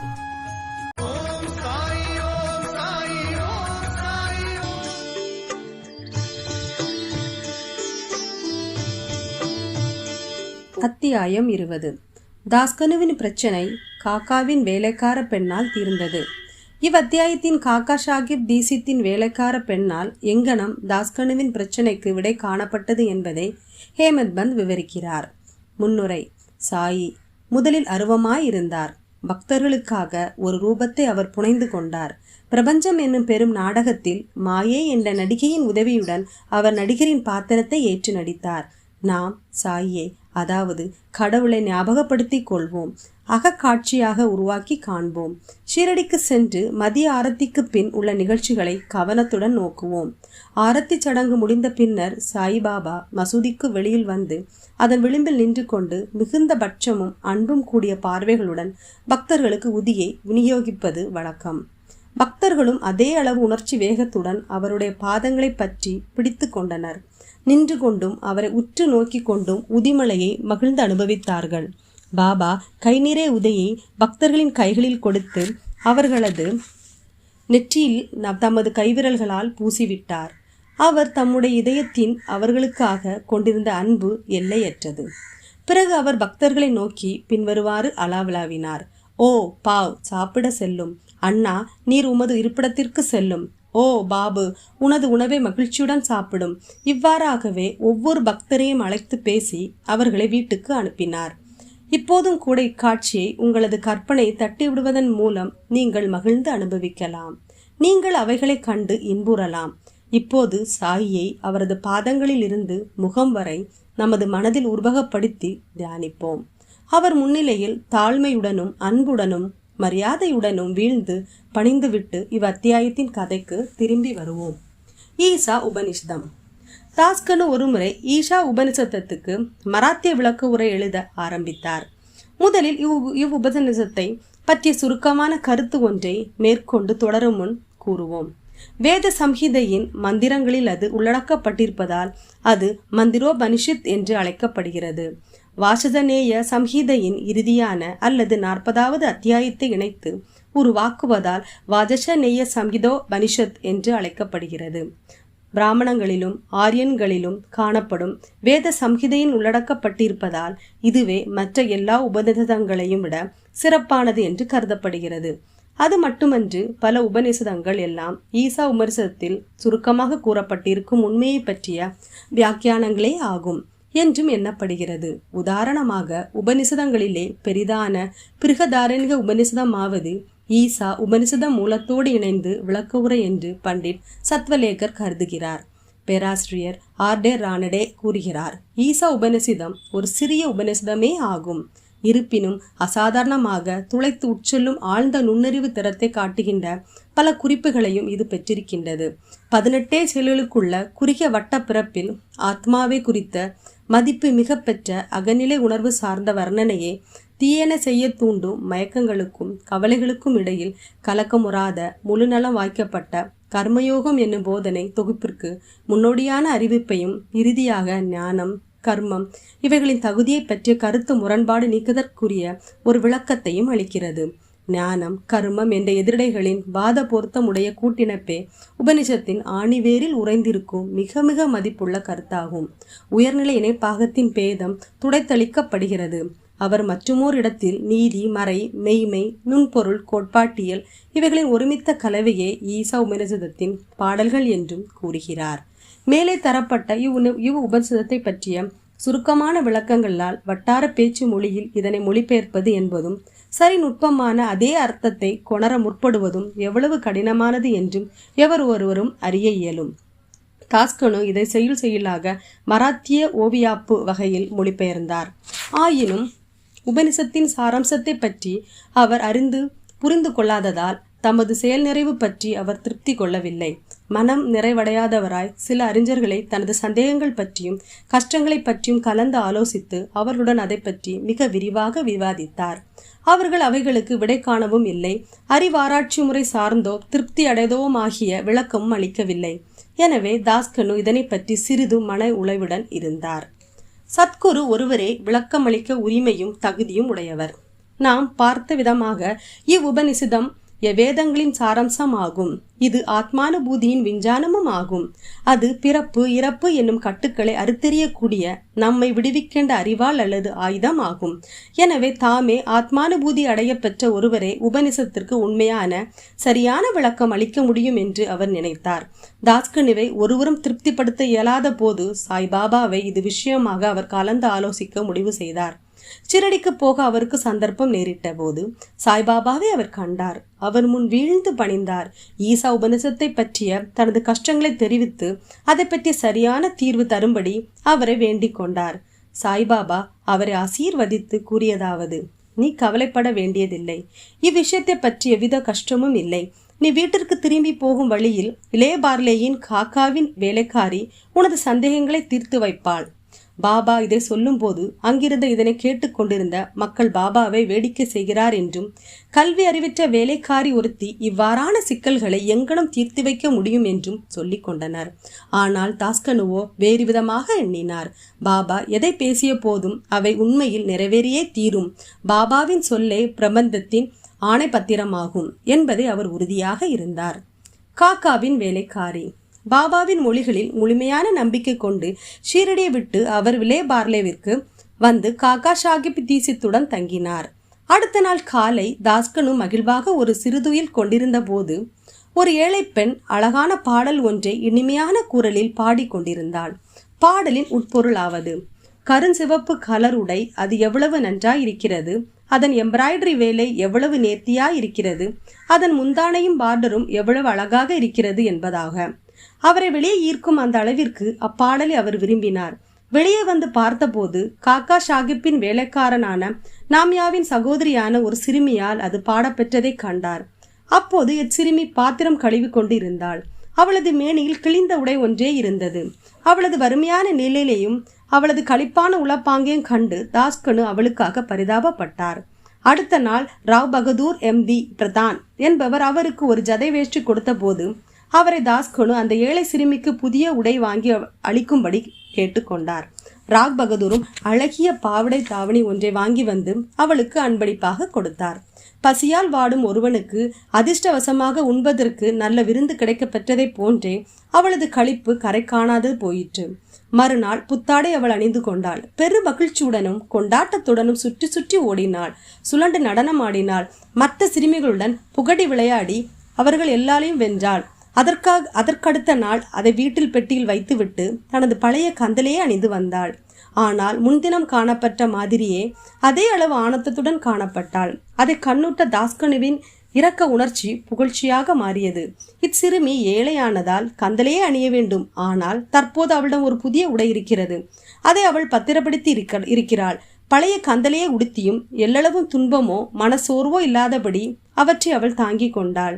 இவ்வாறாக நமது இன்ப துன்ப உணர்ச்சிகள் எல்லாம் நமது மனத்தின் பாங்கை பொறுத்தே இருக்கின்றன என்பதை அவள் உணர்ந்தாள்.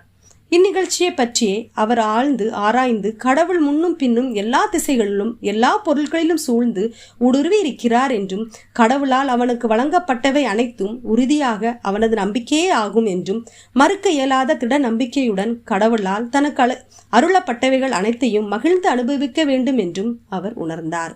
இக்குறிப்பிட்ட சந்தர்ப்பத்தில் ஏழை சிறுமியின் வறுமை நிலை, அவளது கந்தல் உடை, புது பாவடை தாவணி, அதை அன்பளிப்பாக கொடுத்தவர், அன்பளிப்பை பெற்றவள், அதை ஏற்றுக்கொள்ளுதல் எல்லாம் கடவுளின் கூறுகளே. அவரை எல்லாவற்றிலும் ஊடுருவி பறந்து இருக்கிறார் என்று தாஸ்கனு உபனிஷத பாடத்தின் நடைமுறை சான்று விளக்கத்தினை இவ்விடத்தில் பெற்றார். எது நேரினும் நமக்கு நன்மை அளிக்கும் என்று தமக்குரியதானவர்களிடம் திருப்தி கொள்ளுதல் என்பதே ஆகும். தன்னேரில்லா போதனை முறை. மேற்கூறிய நிகழ்ச்சியில் இருந்து பாபாவின் வழிகள் தனித்தன்மை வாய்ந்தவை, மற்றவற்றினின்றும் மாறுபாடானவை என்பதை வாசகர்கள் காண்பார்கள். பாபா ஒருபோதும் ஷீரடியை விட்டு சென்றதில்லை. ஆயினும் அவர் சிலரை மச்திரகட்டுக்கும் சிலரை கோலாலம்பூர் ரெலாப்பூருக்கும் சாதனை பயில்வதற்கு அனுப்பினார். சிலருக்கு தமது வழக்கமான ரூபத்தில் தோன்றினார். சிலருக்கு விழிப்பு நிலையிலோ அல்லது கனவிலோ இரவிலோ அன்றி பகலிலோ தோன்றி அவர்களது ஆசைகளை பூர்த்தி செய்தார். தமது அடியவர்களுக்கு பாபா உபதேசிக்க கையாண்ட எல்லா வழிகளையும் விவரிப்பதென்பது இயலாத காரியம். இக்குறிப்பிட்ட விஷயத்தில் அவர் தாஸ்கனுவை விலேபார்லேக்கு அனுப்பினார். அங்கே வேலைக்காரியின் மூலம் அவரது பிரச்சனையை பாபா தீர்த்து வைத்தார். தாஸ்கனுவை வெளியே அனுப்பியிருக்க வேண்டியதில்லை, நேரடியாகவே பாபாவை அதை அவருக்கு கற்பித்து இருக்கலாம் என்று கூறுவோருக்கு பாபா சரியான அல்லது மிக சிறந்த வழியை பின்பற்றினார் என்று நாம் கூறுகிறோம். அல்லாவிடில் ஏழை சிறுமியும் அவளது புடவையும் கடவுளால் வியாபிக்கப்பட்டு இருக்கிறது என்று பெரியதோர் பாடத்தினை தாஸ்கனு எவ்வாறுதான் கற்றிருக்க முடியும்? இவ்வுபநிஷத்தை பற்றிய மற்றொரு உயர்ந்த பகுதியை கூறி இவ் அத்தியாயத்தை முடிக்கிறோம். ஈசாவின் நீதி. ஈசா உபநிஷத்தின் முக்கிய அம்சங்களில் ஒன்று அது அளிக்கும் நீதி போதனைகள். நுண்பொருள் கோட்பாட்டிய நிலைகளை குறித்து உபநிஷதங்களில் காணும் முன்னேற்றத்தை அடிப்படையாக கொண்டே நிச்சயமாக உபநிஷத்தின் நீதியும் அமைக்கப்பட்டுள்ளது. உபநிஷத்தின் ஆரம்ப மொழிகளே கடவுள் எங்கும் வியாபித்து இருக்கிறார் என்பதை நமக்கு அறிவிக்கின்றன. இந்த நுண்பொருள் கோட்பாட்டியல் நிலை என்று தெளியப்பட்ட முடிவிலிருந்து கிளைத்தெழும் பிரிதோர் முடிவாக அது அளிக்கும் நீதி போதனையாவது அவரை ஆண்டும் நிலவியுள்ளார். தனக்கு கடவுளால் அருளப்பட்ட யாவையும் நிச்சயமாக நன்மையக்காகவே ஆனது என்னும் உறுதியான நம்பிக்கையில் கடவுள் தனக்கு அருளியவற்றை மகிழ்ந்து அனுபவிக்க வேண்டும் என்பதாகும். பிறர் பொருளை கண்டு பேராசைப்படுவதை உபனிஷதம் தடுக்கிறது என்பது இயல்பாகவே தொடர்ந்து அறியப்படுகிறது. யாதாகினும் கடவுளின் ஆணையே என்றும், எனவே அது நமக்கு நன்மையளிக்கும் என்ற நம்பிக்கை உள்ளவைகளை கொண்டு நாம் திருப்தி அடைய வேண்டும் நாம் பொருத்தமாகவே அறிவுறுத்தப்படுகிறோம். மற்றொரு நீதி போதனைகள் யாதெனில், சாஸ்திரங்களில் சிறப்பாக குறிப்பிடப்பட்டிருக்கும் அந்த கர்மங்களை ஆண்டவரது சங்கல்பம் என்று அமைவடக்கத்துடனும் ஏற்றுக்கொண்டு அந்த நம்பிக்கை உள்ள மனப்பாங்குடன் மனிதன் தனது வாழ்நாளை எப்போதும் கர்மம் செய்து கொண்டிருப்பதிலே கழிக்க வேண்டும் என்பதே ஆகும். செயலின்மை என்பது இவ்வுபநிஷதத்தின்படி நமது ஆன்மாவை அரிக்கும் புழுவாகும். மனிதன் இம்முறைப்படி கர்மங்கள் புரிவதில் தனது வாழ்நாளை கழிக்கும் போது மட்டுமே நிஷ்காமியம் என்கிற முழு நிறை நிலைமை எய்துவதை எண்ண இயலும். முடிவாக அதன் வாசகங்கள் கூறுவதாவது, ஆத்மாவினுள் உள்ள அனைத்து ஜீவராசிகளுக்கும் ஆத்மாவையும் காண்பவன் உண்மையில் அனைத்து ஜீவராசிகளும் மற்றும் உலதாயிருக்கும் ஒவ்வொரு பொருளும் ஆத்மாவாகவே ஆகிவிட்ட அப்பேற்பட்ட மனிதன் எங்கனம் மயக்க நிலைக்கு ஆட்பட இயலும்? ஆழ்ந்த மன துயரம் அடைவதற்கு அவனுக்கு அடிப்படை காரணம் யாதாக இருக்க முடியும்? வெறுப்புணர்வு, சித்தத்தின் மயக்கம், ஆழ்ந்த மனத்துயரம் யாவும் ஆத்மாவை ஆண்டும் தரிசிக்க இயலாத நமது பண்பிலிருந்தே கிளம்புகின்றன. ஆயின் எவன் ஒருவன் அனைத்து பொருட்களிலும் ஏக்கத்தையே, அதாவது ஒருமையே தெளிவாக உணர்கிறானோ, எவனுக்கு ஒவ்வொரு பொருளும் ஆத்மாகி விட்டதோ, அதே உண்மையின் காரணமாக மனித இனத்தின் குறைபாடுகளினால் இனி ஒருபோதும் பாதிக்கப்படாதவன் ஆகின்றான். இத்துடன் அத்தியாயம் 20 நிறைவடைகிறது. ஸ்ரீ சாயை பணிக. அனைவருக்கும் சாந்தி நிலவட்டும். ஓம் சாய்ராம்.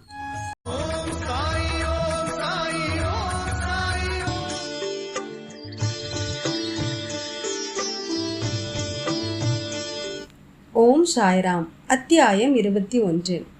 திரு வி.ஹெச். டாகூர், ஆனந்தராவ் பாடன்கர், பண்டரிபுரத்து வக்கீல் ஆகியோரின் கதைகள்.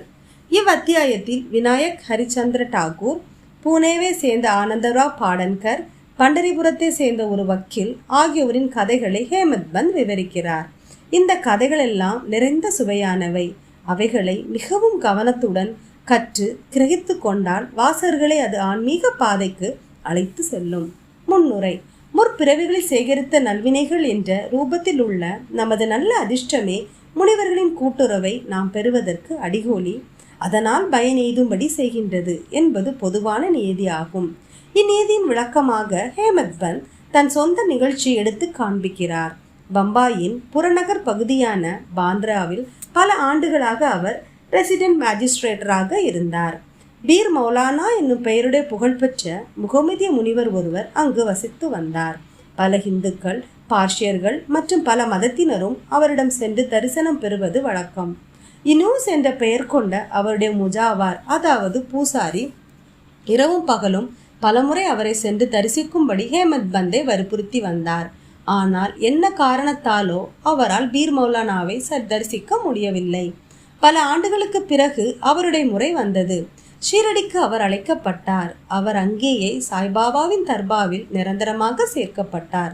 துர்திஷ்டம் உள்ளவர்கள் முனிவரின் இத்தொடர்பை பெறுவதில்லை.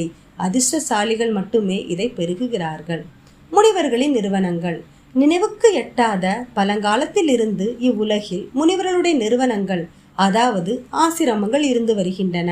வெவ்வேறு முனிவர்கள் வெவ்வேறு இடங்களில் தம்மைத்தாமே தோற்றுவித்து கொண்டு, அதாவது அவதரித்து தங்களுக்காக ஒதுக்கப்பட்ட பணித்திட்டங்களை நிறைவேற்றுகிறார்கள். வெவ்வேறு இடங்களில் செயலாற்றிய போதும் அவர்கள் அனைவரும் ஒருவரே ஆவார்.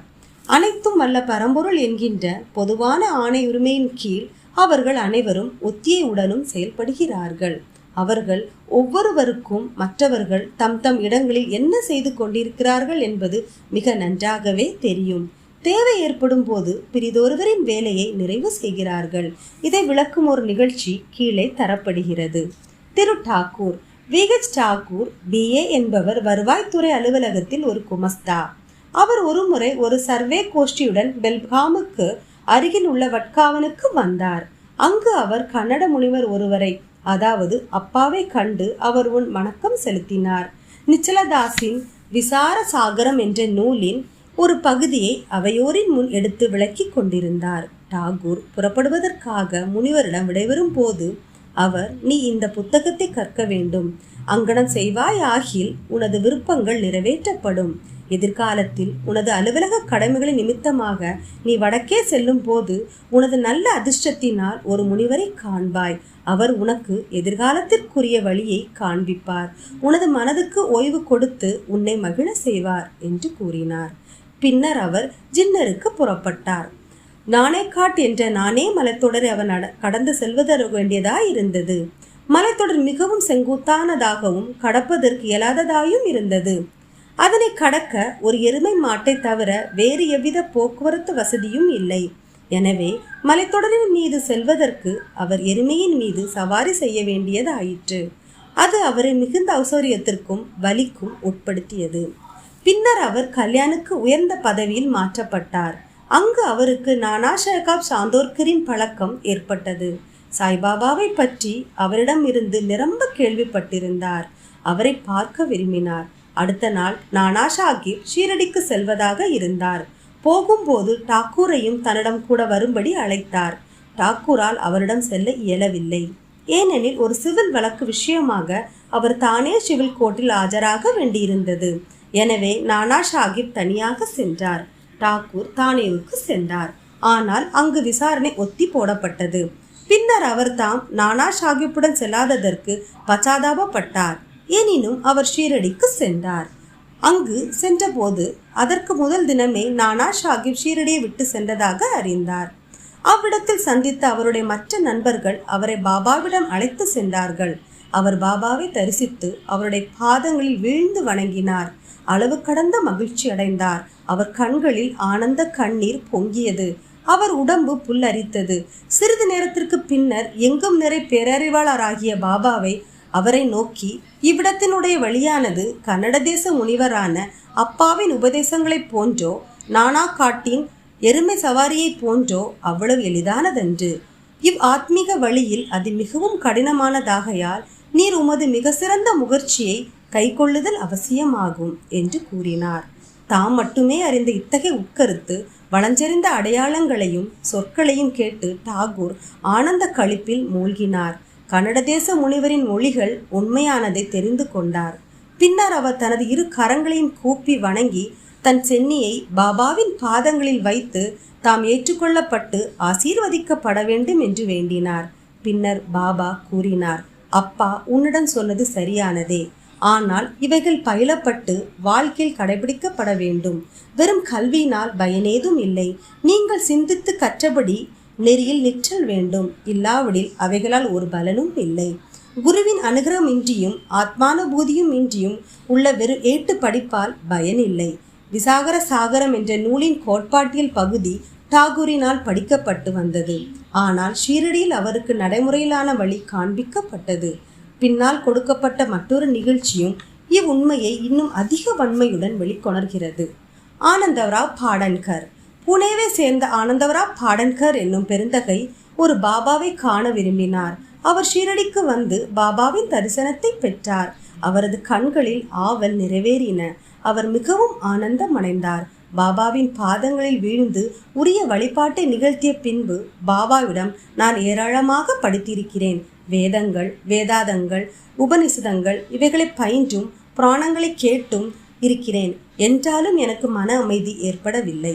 எனவே எனது கல்வியறிவு யாவும் பயனற்றவை என நினைக்கிறேன். எளிய ஒன்றும் அறியாத பக்தியுள்ள மக்கள் என்னை விட சிறந்தவர்கள்.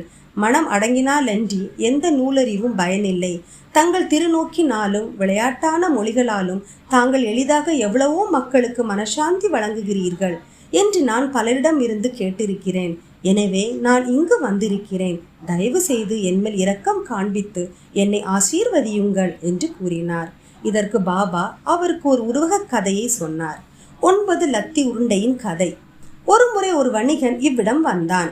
அவன் முன்னால் ஒரு குதிரை லத்தி, அதாவது சாணமிட்டது, அதாவது 9 உருண்டை லத்தி.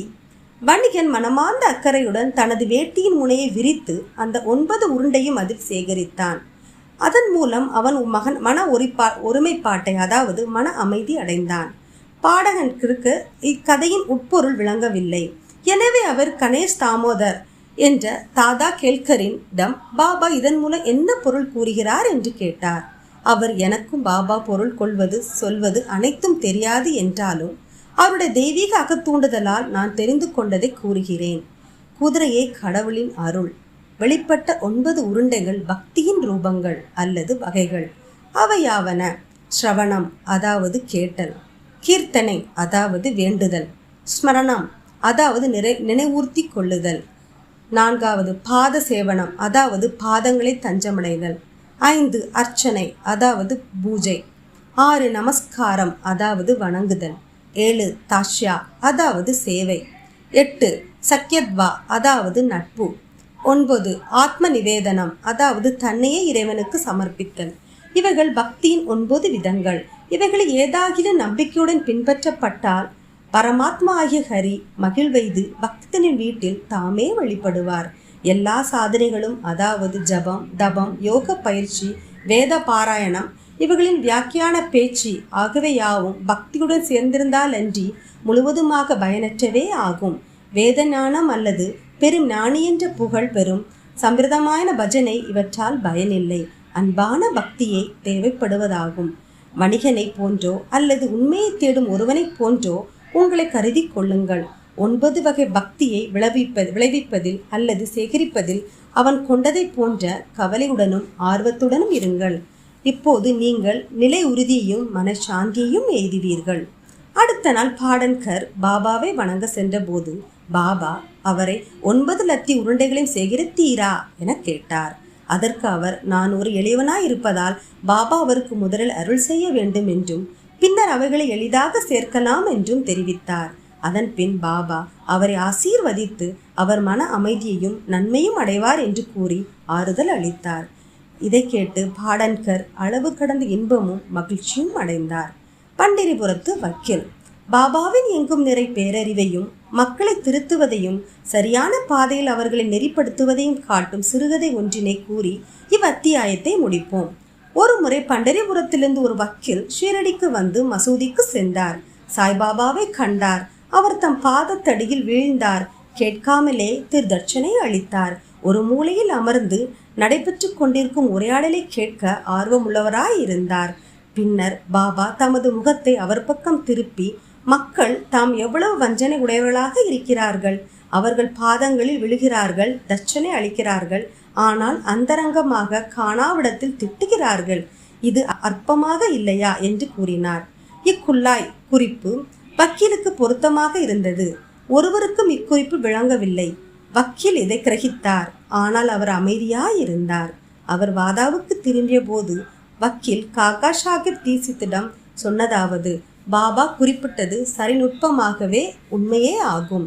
இக்கணை என்மேலே எய்யப்பட்டது. அதாவது மற்றவர்களை திட்டுவதிலோ அவதூறு பேசுவதிலோ நாம் மனம் போன போக்கில் போகக்கூடாது என்ற எனக்குரிய குறிப்பே ஆகும். பண்டரிபுரத்தின் முன்ஷீப் அல்லது சப்ஜெக்ட் தமது உடல்நிலை முன்னேற்றத்தை முன்னிட்டு இவ்விடம் வந்து தங்கியிருந்த போது பண்டரிபுரத்தின் பார் ரூமில் இந்த விஷயத்தை பற்றி விவாதம் நடந்தது. துன்புற்று வந்த நோய்கள் யாவும் சாய்பாபாவின் பின்னால் போவதால் மட்டுமே மருந்துகள் இன்றி குணப்படுத்தப்படும் வாய்ப்பு சிறிதேனும் உள்ளதா என்றும், சப்ஜெக்டை போன்ற படித்தவர்கள் இதை போன்ற முறையை அனுசரிப்பது சரியா என்றும் சொல்லப்பட்டது அல்லது விவாதிக்கப்பட்டது. அதாவது மறைமுகமாக சாய்பாபா அவதூறு பேசப்பட்டார் அல்லது குறை கூறப்பட்டார். நானும் இந்த விஷயத்தில் கொஞ்சம் பங்கு கொண்டேன்.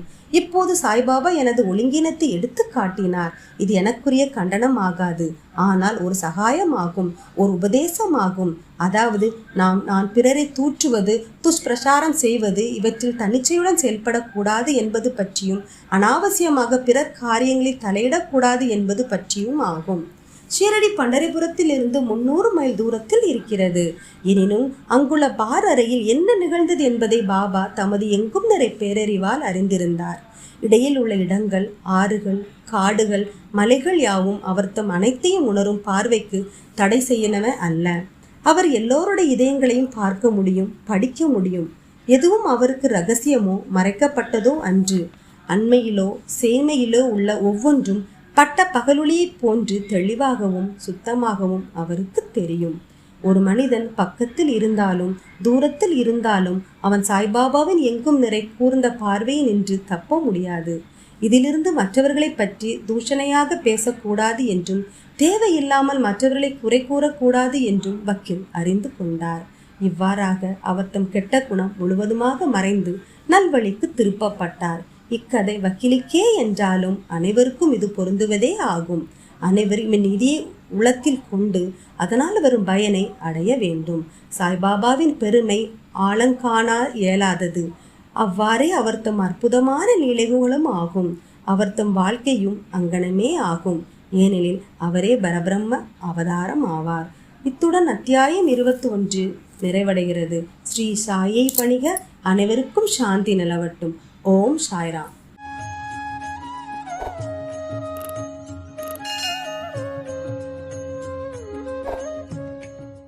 சச்சரிதத்தின் ஒவ்வொரு அத்தியாயமும் புத்தக வடிவிலும் கேட்டு மகிழும் வகையிலும் நம்முடைய சேனலில் காணொளியாக பதிவிட்டிருக்கிறோம். சச்சரிதம் படிப்பதினால் நம்முடைய வாழ்வின் எல்லா துன்பங்களும் நீங்கி சந்தோஷத்தையும் சுபிக்ஷத்தையும் அளிக்கிறது. தொடர்ந்து படியுங்கள். சாயின் அருளை பெற்றிடுங்கள். ஓம் சாய்ராம்.